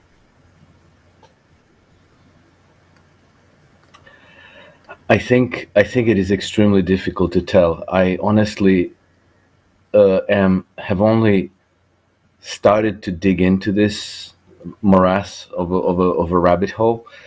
I think we have to be very careful not to hate on the wrong people. In a sense, I've never been a fan of Macron, but I've also noticed that nobody in this day and age is able to tread forthrightly and state things as they are. A good case in point would be Donald Trump, who has had to do many things cloaked in false narrative, to throw off the would-be saboteurs and critics and so forth. I think that Emmanuel Macron represents the French elites, so I wouldn't take them for good guys. And I think that France has very ugly colonial history with countries like Haiti and Algeria and so forth. But I'm very suspicious when I see that all of a sudden an incident that is not unique, like a young man being killed by police, I'm sorry, that's not unique. I've seen pretty harrowing statistics about the life expectancy of young men who get taken into custody in British prisons, for questioning, investigations, and so forth, and then like they go missing or die or something goes very bad. So this happens all the time. It doesn't make the news. This one did, and then all of a sudden we have these riots all over France. Not only that, the social media are all over Macron, and suddenly there's this flood of historical narratives about the excesses of France in Algeria. And you'll recall last year in May 2022, the New York Times, out of the blue, had this major special report about France and their history in Haiti, which is very, very, how do you call it? It's a subtle demonization of France. And another, like when I said, when I brought up the story about Jean-Bertrand Aristide's demand for reparations from France, another reason why I'm suspicious of that, because he didn't ask any reparations from the United States. The United States did colonize Haiti after they replaced France, by force. They just forced their way in. So I don't know how to answer that question, because I don't want to presume either that everybody in French elite is a bad player, because we know through history that some of the French elites were good players in favor of human. We have to always keep in mind we're observing a conflict between two systems of governance. And I think even among the wealthy and privileged people, not everybody is in favor of this Western colonial imperial system of governance, which systematically sows mayhem abroad and misery at home. And it has done so for centuries. Not everybody likes it. And I think that even among the elites, many people appreciate that this kind of system ultimately leads to a miserable life for them too, because they're going to have to be surrounded by servants and bodyguards, some of whom will resent that they are wealthier than them and might, turn out to be their killers, their kidnappers of their children, asking for exorbitant ransoms and so forth. So it's a bad deal all around for everybody involved. And the Romans already understood this. The Romans had a saying: 100 slaves, 100 enemies. And they were, they had to be extremely severe in their punishments of slaves. Like if a slave killed a master, then the retribution was, I think, something like killing 30 slaves in that whole region or township. So it's just a horrible life for everybody. It's an abomination. It's the opposite of God's divine creation. And I wouldn't presume that it is regarded favorably uniformly by all elites. So who are the French elites? I don't know. We've seen that Emmanuel Macron received subtle threats from the Union of the Police Forces of France, and from one of the prominent generals, who said that we need to be loyal to the French people, not to Emmanuel Macron. The forces that want to teach Macron a lesson and possibly tame France permanently, regime change it, and bring it into the orbit of Western, Anglo-American elites, are not going to give up this fight. They're going to keep putting on pressure on France. The French people, unless they're informed otherwise, are going to direct their grievances against Emmanuel Macron. He'll be forced to push back and repress the revolt. And it's very, very difficult to say how this all ends. I do believe, however, that at higher levels, there are new alliances being forged. And I think that French elites are going to understand that the only reliable partner they have in the region is Russia. And I think the same is being digested and absolved by the German leaders. You know, they're all surrounded by enemies. Even though they are allies on paper, you know, somebody blew up Germany's Nord Stream pipelines. Somebody gloated about it, their eastern neighbor. Sweden and Norway haven't been very friendly. Britain hasn't been friendly. The United States hasn't been friendly. So who is potentially an ally and a partner to Germany? It's only Russia. Same thing with France. And so I think that we're going to see these fractures widen, and we're going to see them probably be accompanied by more social uprisings and more difficult times ahead. And I think that I tend to believe that that humanity will prevail. You know, that we will be able to defeat this system of governance that's being pushed by the Anglo-American ruling establishment, but it's going to have to go through a bumpy period, and I think that the best thing we can do is to think, research, and share information, so that we don't end up, you know, lashing out at the wrong target to the benefit of our real enemies. Okay. Harley, let me just ask you if you have anything to say in response to that. Any other comment? I just want to go back to the tweet from Jacques on the situation in France, because I think it makes a point that Alex was referring to. When Jacques talks about basically the carnival in the streets, he ends by saying the fascists, the real ones, are waiting at the door. And this is this idea that people are being manipulated around their short-term anger because they don't fully understand the nature of the fight. And the whole purpose of what we do with these kinds of events, the Manhattan Project, our conferences, and so on, is to give people the bigger picture. And that's absolutely denied them by the disinformation industrial complex, that you are told you have one-dimensional enemies, you have comic book heroes like Zelensky, and you know the underlying story is never known. And the key that Lyndon LaRouche always drummed into us from back when I first met him in 1972 is you have to know the big picture, and you have to understand that history, not as an abstract series of points of events, but as a dynamic process that takes on a life of its own. But if you don't understand what's behind it, as Alex is saying, you end up hating the wrong people or being manipulated. And so I would urge people to study our webcasts, subscribe to the Executive Intelligence Review, where we provide these kinds of backgrounds. Look at the writings of people like Alex and the UK Mike's UK column, Mike's journal.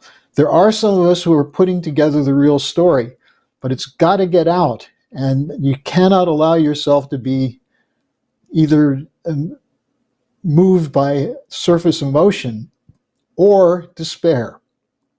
And I think what Helga said in her fundamental principles is that if we understand that human beings are unique and special and have a creative capability, then you can't give up, because that's the only hope, is to be able to inspire that spark of love in people for mankind, to get them to be creative and courageous to fight and win these battles.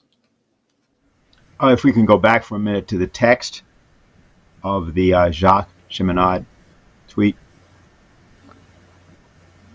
He says, that's where we are.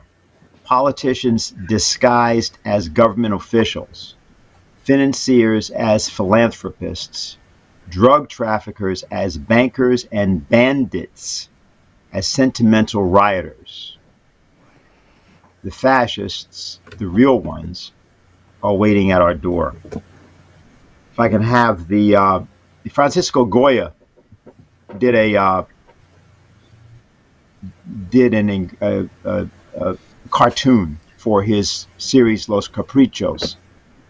If we can put that up, Jose, if you have that, the Nadie Se Conoce.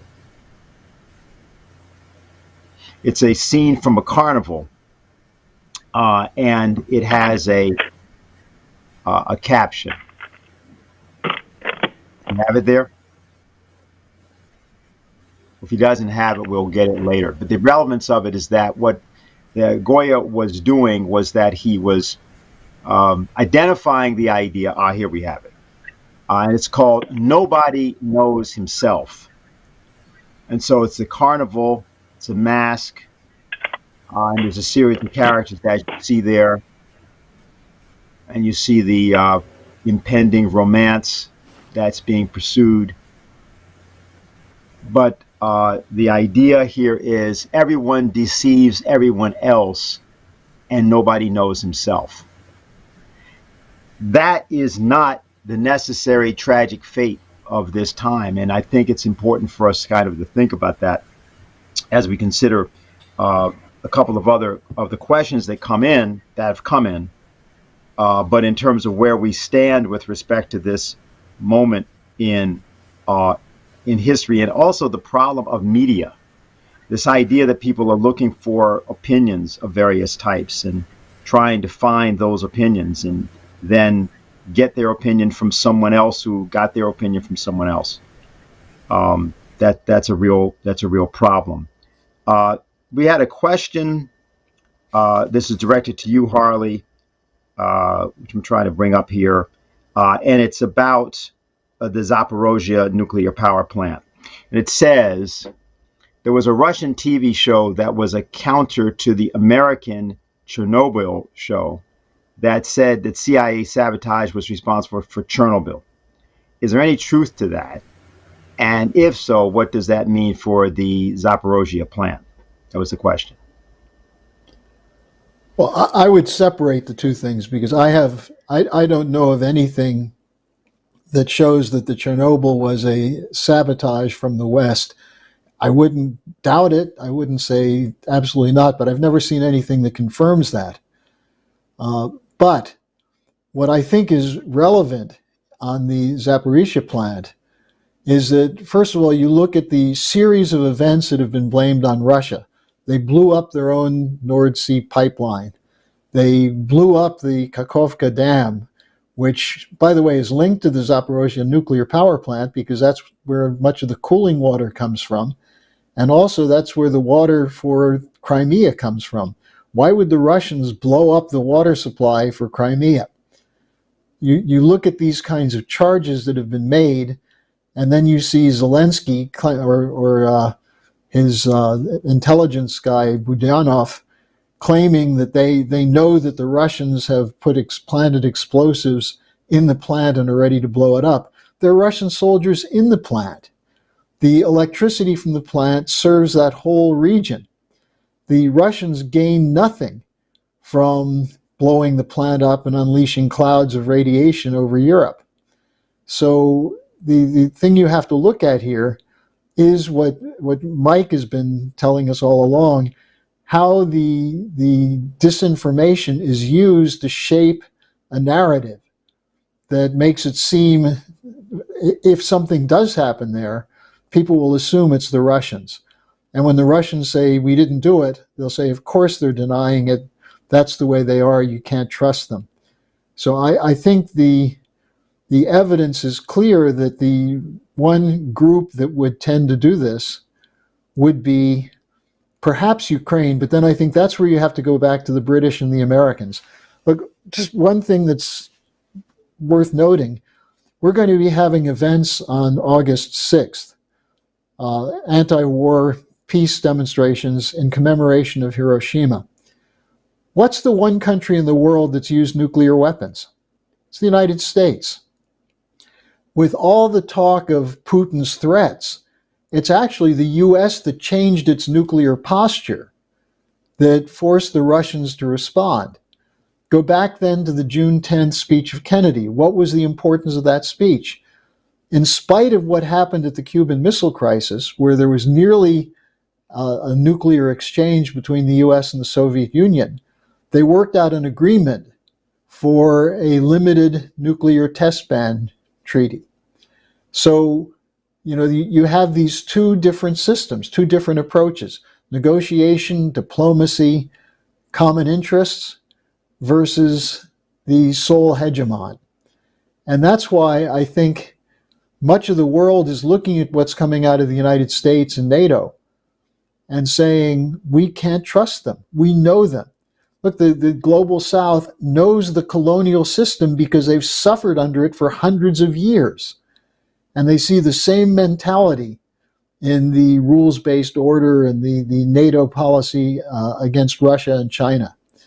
So I would simply say I don't know about the Chernobyl question, but I'm absolutely convinced that the only people who are crazy enough to do something with the Zaporizhzhia nuclear power plant are the Western war hawks.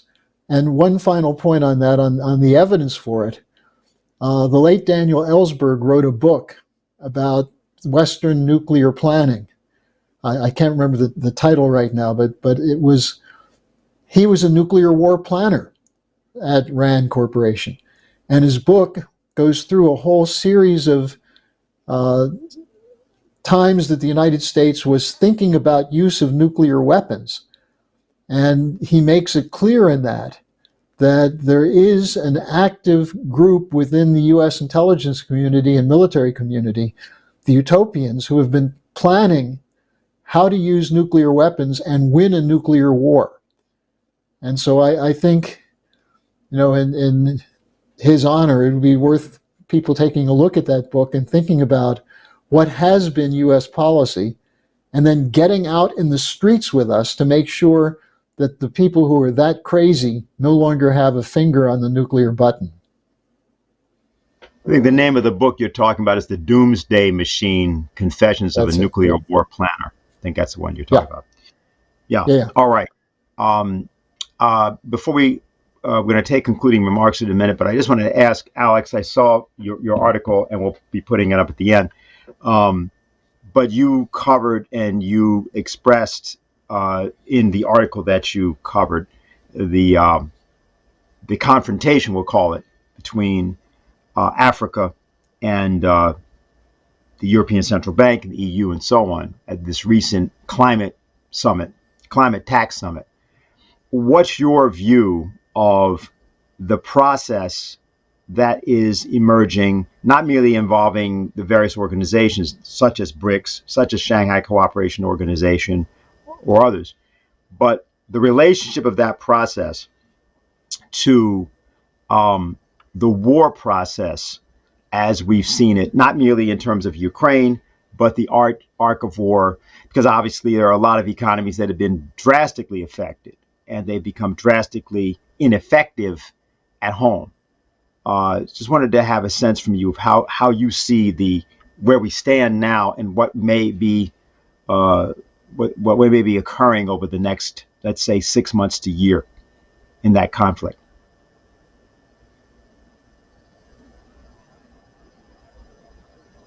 I think you're muted. Yeah, okay, yeah, sorry, I unmuted myself just now, but forgive me. There was so much, I lost so much sound when you were asking me the question. Oh. Could you please rephrase the question quickly once more? I'm so sorry. Yeah, there's no problem. Because the article that you wrote, which made it very clear that Africa has decided to stand up against the European Central Bank, European Union, International Monetary Fund, World Bank, and you demonstrated that. It makes it clear that beyond the Ukraine episode, we see with what's happening in the transatlantic sector, the economies are becoming increasingly ineffective. You see more social unrest in the transatlantic, actually, than you're seeing in many of these other nations that are aspiring and developing nations. And so I just wondered, since we've been talking about two systems sort of all afternoon, what you think the prospects are for the emergence of a new, we talk about it as a new security and development architecture. But just wanted to have your sense of how you see these processes interacting and what may be on the horizon.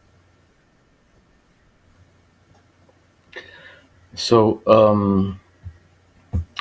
I think that the reason why the world was locked into this governance system that we had for several centuries now, and which was, where the Western ruling establishment had the monopoly in terms of both military but also financial power, is because there really was no other choice. And then again, we have the case of Haiti, which is very instructive because the Haitian slaves won their freedom by force by staging a successful uprising in 1791.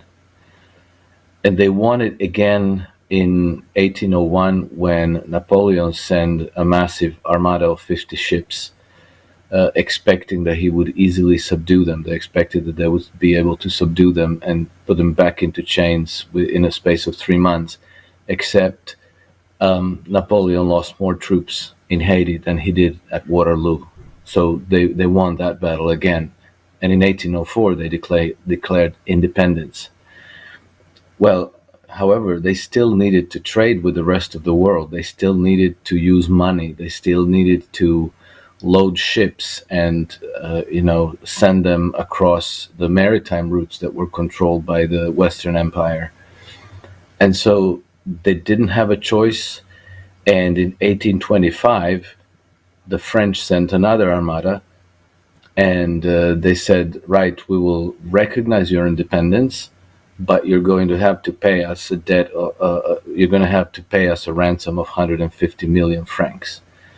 150 million francs doesn't mean anything today to anybody, but for perspective, it's enough to know that in 1803, the United States purchased the Louisiana territory from France, and the French demanded 80 million francs, so just over half, except that Louisiana territory was 77 times the size of Haiti. So, this was extremely abusive and extortionate on the part of France towards their former slaves in Haiti. But the leadership of Haiti had no choice, so they had to accept.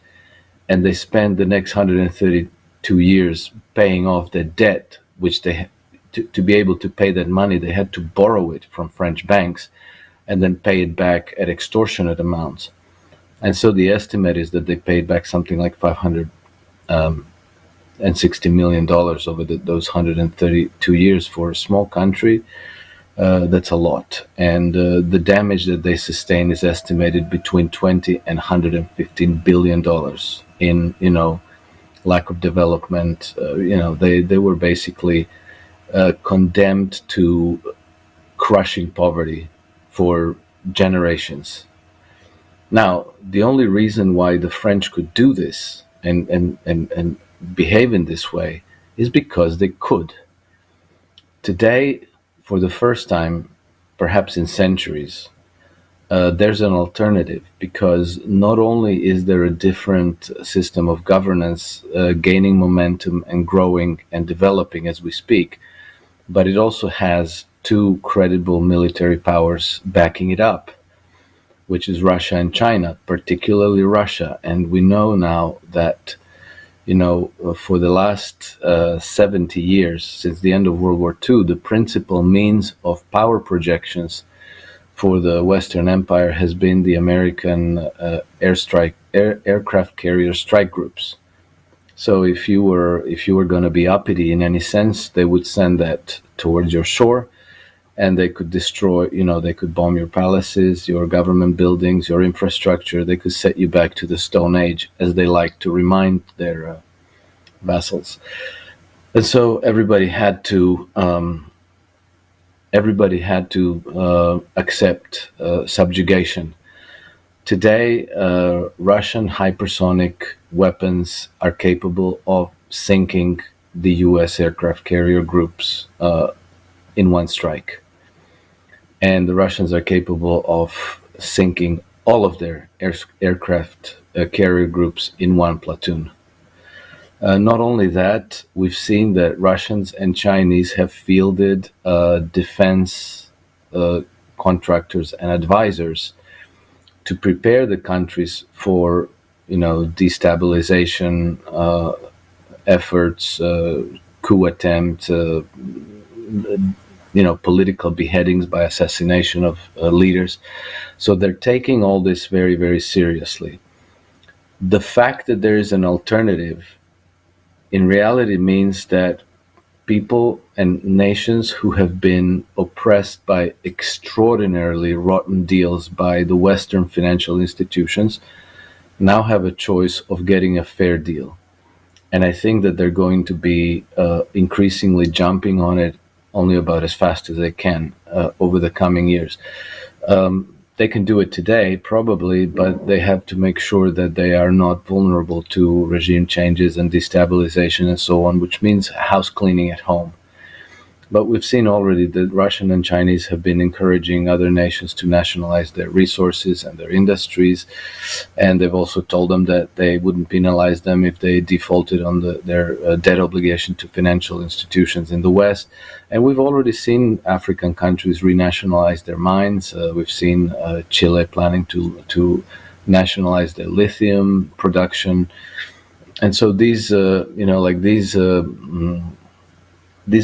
have been set in motion, and I think that this time around it's going to be a domino effect, but for real, not the fake domino effect that they were propagandizing us during the Cold War. So I think that the process is probably inevitable, and I think that it's going to be growing and deepening. I think it's going to hit the Western establishment like a tsunami, which is good news for just about everybody except for the 0.01% among us. We're now at the close of our show. What we're going to do is to reference something. We've been talking about the JFK American University speech several times, but at the time that speech was given, and of course the speech dealt with the topic of peace, and specifically the idea of a test ban treaty and various other possible measures. But that wasn't what the speech was about. It was a different orientation in which what Kennedy has insisted upon was that the people of his nation in particular had to look at the Russians as human. Now, that same year, Pope John the 23rd had released an encyclical called Pacem in Terris.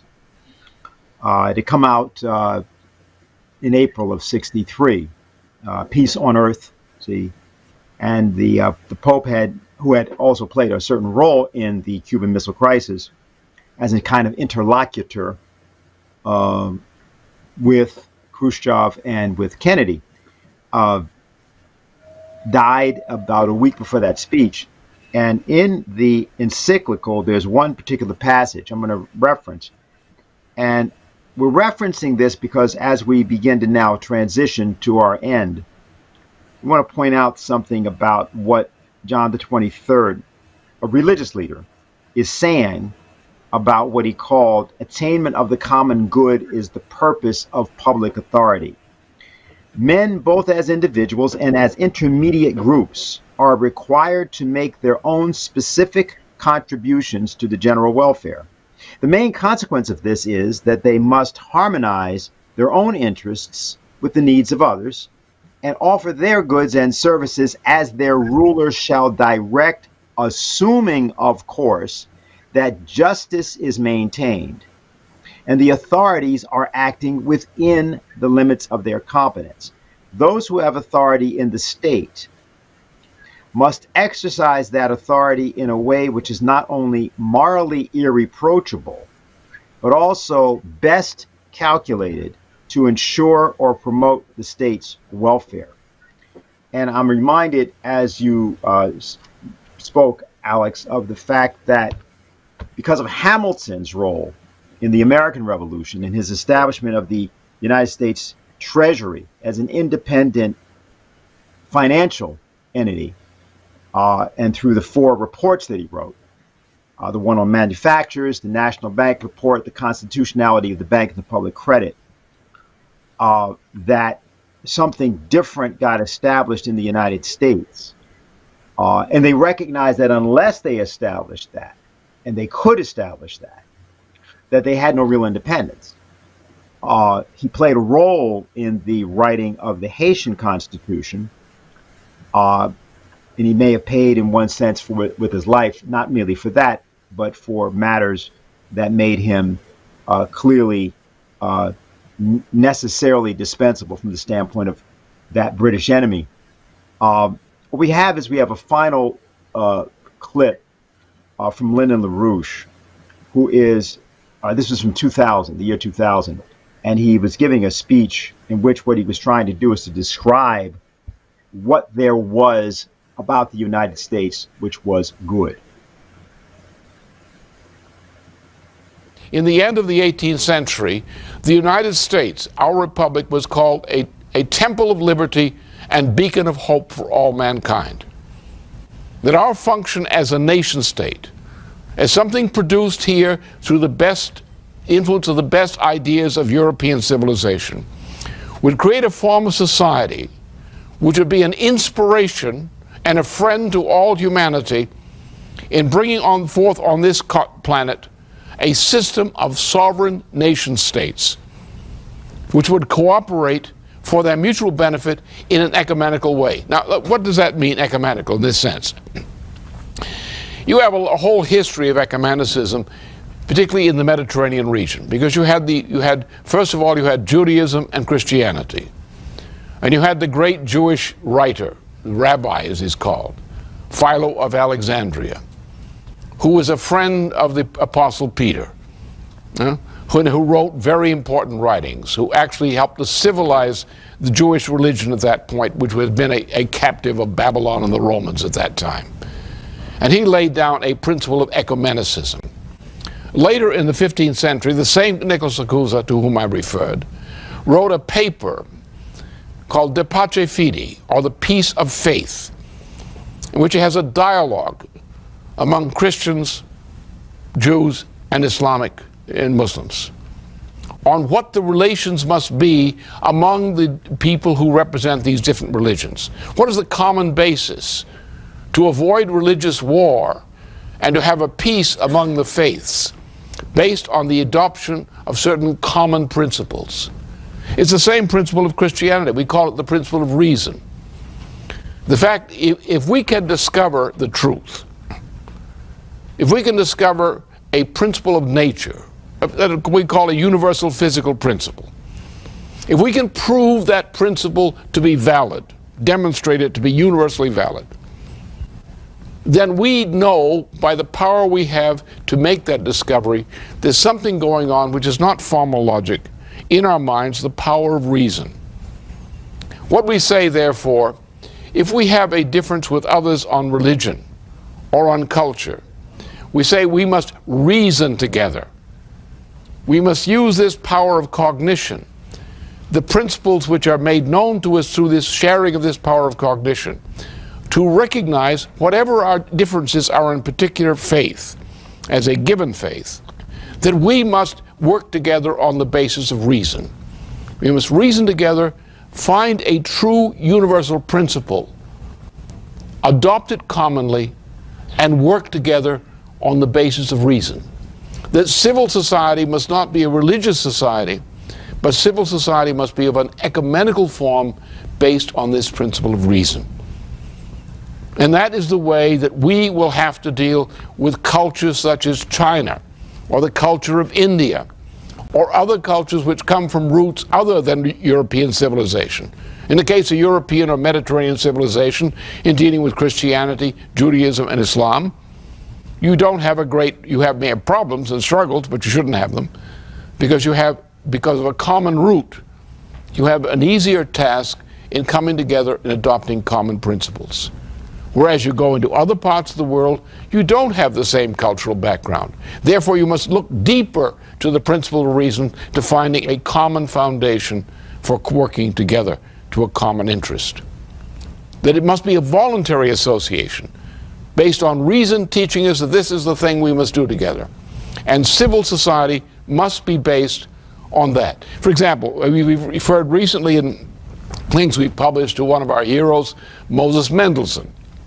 Moses Mendelssohn in Germany, in the middle of in the 18th century, played a key part in creating what is the modern classical German culture. You might say that classical German culture is a Jewish conspiracy. Well, in a sense it was, but he was part of it. He was also the great liberator of Judaism from persecution by these ideas. One of his most famous writings was on this subject. He remained to his death an Orthodox Jew. And he said he would, always. But he said at the same time, society must be based on the principle of reason.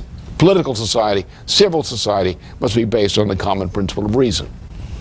And that we in the United States, in particular, must exemplify that. The principle of reason. Not religious bigotry, but the principle of reason. That if something is true, we can discover the truth, and we can test it as to which is true and which is false in universal principle. And we can other than that, we must dedicate ourselves to the truth even when we don't yet know it. That is, if we don't know what the answer is, we can at least dedicate ourselves to the urge and desire and method of finding the truth. And that's what our society is based on. So the conception among all the greatest thinkers of American politics was in that direction. They may have said something slightly different than what I've just said, but we would all agree among us. If they were alive and standing here today, we would agree. And Blaine would agree, even though I have some differences with some of the things Blaine said. But we would agree. And that the function of this nation is to be still, to become again the beacon of hope and temple of liberty for mankind, which is not right now. Not even for our own citizens, for the 80% of the lower income brackets. It's not. But it must become that again. That's our purpose. That's the function we have among nations. That's the role that the President of the United States must have in dealing with other nations, in leading this nation, in its negotiations with other powers, to come to those forms of collaboration and agreements which are consistent with that. We must call ourselves that, we must see ourselves as that, and we must function to that effect. So, Tom's going for summary remarks, anything that you have not had a chance to say, any other reflections that you may have. And I think we'll start with you, Alex, then go to you, Mike, and then conclude with Harley. So, Alex, any thoughts? Just very briefly, it's striking how fresh and pertinent and relevant Lyndon LaRouche's thinking is, particularly in these remarks. And I think that the thought that comes to my mind is that perhaps he was ahead of his time. The conditions have not been set yet for these ideas to push their roots down and grow and flourish. But I think that perhaps today this has changed, and I'm encouraged that we are on the same track there, and I think that it indicates a brighter future for humanity. And when I say brighter, I think that we're all going to be very pleasantly surprised. Thank you very much. Mike? I think you're muted. Mike, I think you're muted. I do apologize. Yes, sorry about that. Yeah, I would just echo what Alex has said there, and just say, I I think one of the things that we need to do, if not the most important thing we need to do, is to discover the truth and to speak the truth and not fall for the lies that we are being fed by the disinformation industrial complex, as Harley likes to call it. That's a very good term for it. We need to discover the truth and speak it. Thank you. Harley? Well, I can't disagree with what Mike and Alex just said, that or with Lynn. The search for truth is the purpose of human existence. And it's through that search for truth that we increase the potential for more people to live better lives. And that search for truth also has implicitly with it that there's a dialogue of reason. And the rottenness of the collapsing transatlantic culture is this axiom they have that they're always right. And why do they think they're right? Because they won the Cold War? Because they have more military power? What we're seeing, as Alex was saying, that's not necessarily the case anymore. So the principle here is that truth is the ultimate goal of human existence. And the good news is that we may never get to the absolute truth, but the fight to get there is what brings us a purpose in life and a certain joy in our own mental creative activity and stimulating that in others. And that's what organizing is, and that's the task before us now, to get other people to recognize that that is really at the heart of what it means to be human. Alex Craner, Mike Robinson, Harley Schlanger, I want to thank you all for being with us today. I want to thank everybody who has been listening, paying attention. And I now want to ask that what people do is help us in spreading particularly JFK's American University speech. You know, every time we have one of these 4th of July holidays, I'm reminded of the remarks of the late Reverend James Bevel, who used to say, you know, I'm not sure that the American people of today have actually agreed to co-sign the Declaration of Independence. What he meant by that is, of course, famously, John Hancock and everyone else signed at the end of the reading of the document and the consideration of the document there, put their names down. And he was saying, I'm not sure the American people have done that. I wasn't sure that they had thought about what was in that document.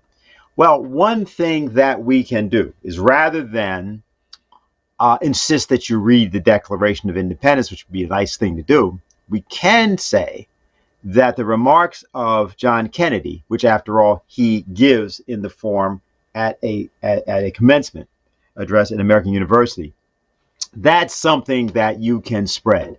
That's something that all over the world right now, everyone should put up. If you got a Facebook site, Instagram, whatever you've got, Twitter, however you roll, as they say, get it up there and take a look at it. The whole speech is 26 minutes, and you can retrieve a copy of that.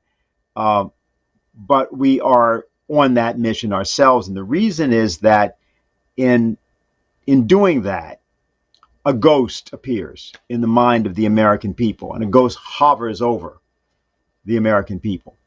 And that's an important thing to do, is to cause, apart from the particular issues and the particular parties and the particular factions and the particular preferences of the population, that there's something besides that called principle. And a principle was spoken by Kennedy on that occasion.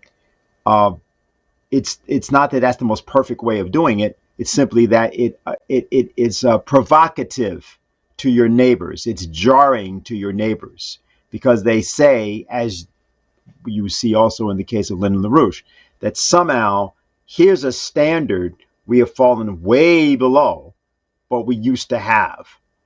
And by showing this speech, by distributing it, this assists the work of something called the International Peace Coalition, which has been recently formed, last month actually, and will be, as was said before by Harley, involved in some events that will be happening on August 6th and prior to August 6th. One of the first actions that everyone can take is spread this speech and have people consider the speech. And what we're going to do is to end as we began with the excerpt that we have prepared, the short excerpt we prepared out of that speech, and urge that you all use either that excerpt or similar slices or the entire speech in the service of pursuing what was described by Lyndon LaRouche as the, if you will, confraternity of reason that must be established for humanity to go forward and for the United States to play any kind of productive role, the role that it was meant to play, separate from the British Empire, separate from what we can call the Anglo-American establishment. And we can separate ourselves by the action of thinking and then acting on the basis of these thoughts, but as a community. And so we conclude with the excerpt from John F. Kennedy's American University speech, June 10th, 1963. I have therefore chosen this time and place to discuss a topic on which ignorance too often abounds and the truth too rarely perceived, and that is the most important topic on earth, peace. What kind of a peace do I mean, and what kind of a peace do we seek? Not a Pax Americana enforced on the world by American weapons of war, not the peace of the grave or the security of the slave. I am talking about genuine peace, the kind of peace that makes life on earth worth living, the kind that enables men and nations to grow and to hope and build a better life for their children. Not merely peace for Americans, but peace for all men and women. Not merely peace in our time, but peace in all time. I speak of peace, therefore, as the necessary, rational end of rational men. I realize the pursuit of peace is not as dramatic as the pursuit of war, and frequently the words of the pursuers fall on deaf ears, but we have no more urgent task. First, examine our attitude towards peace itself. Too many of us think it is impossible. Too many think it is unreal. But that is a dangerous, defeatist belief. It leads to the conclusion that war is inevitable, that mankind is doomed, that we are gripped by forces we cannot control. We need not accept that view. Our problems are man-made. Therefore, they can be solved by man, and man can be as big as he wants. No problem of human destiny is beyond human beings. Man's reason and spirit have often solved the seemingly unsolvable, and we believe they can do it again. So let us persevere. Peace need not be impractical, and war need not be inevitable. By defining our goal more clearly, by making it seem more manageable and less remote, we can help all people to see it, to draw hope from it, and to move irresistibly towards it. No government or social system is so evil that its people must be considered as lacking in virtue. As Americans, we find communism profoundly repugnant as a negation of personal freedom and dignity. But we can still hail the Russian people for their many achievements in science and space, in economic and industrial growth, in culture, in acts of courage. Among the many traits the peoples of our two countries have in common, none is stronger than our mutual abhorrence of war. Almost unique among the major world powers, we have never been at war with each other. And no nation in the history of battle ever suffered more than the Soviet Union in the Second World War. At least 20 million lost their lives. So let us not be blind to our differences, but let us also direct attention to our common interests and the means by which those differences can be resolved. And if we cannot end now our differences, at least we can help make the world safe for diversity.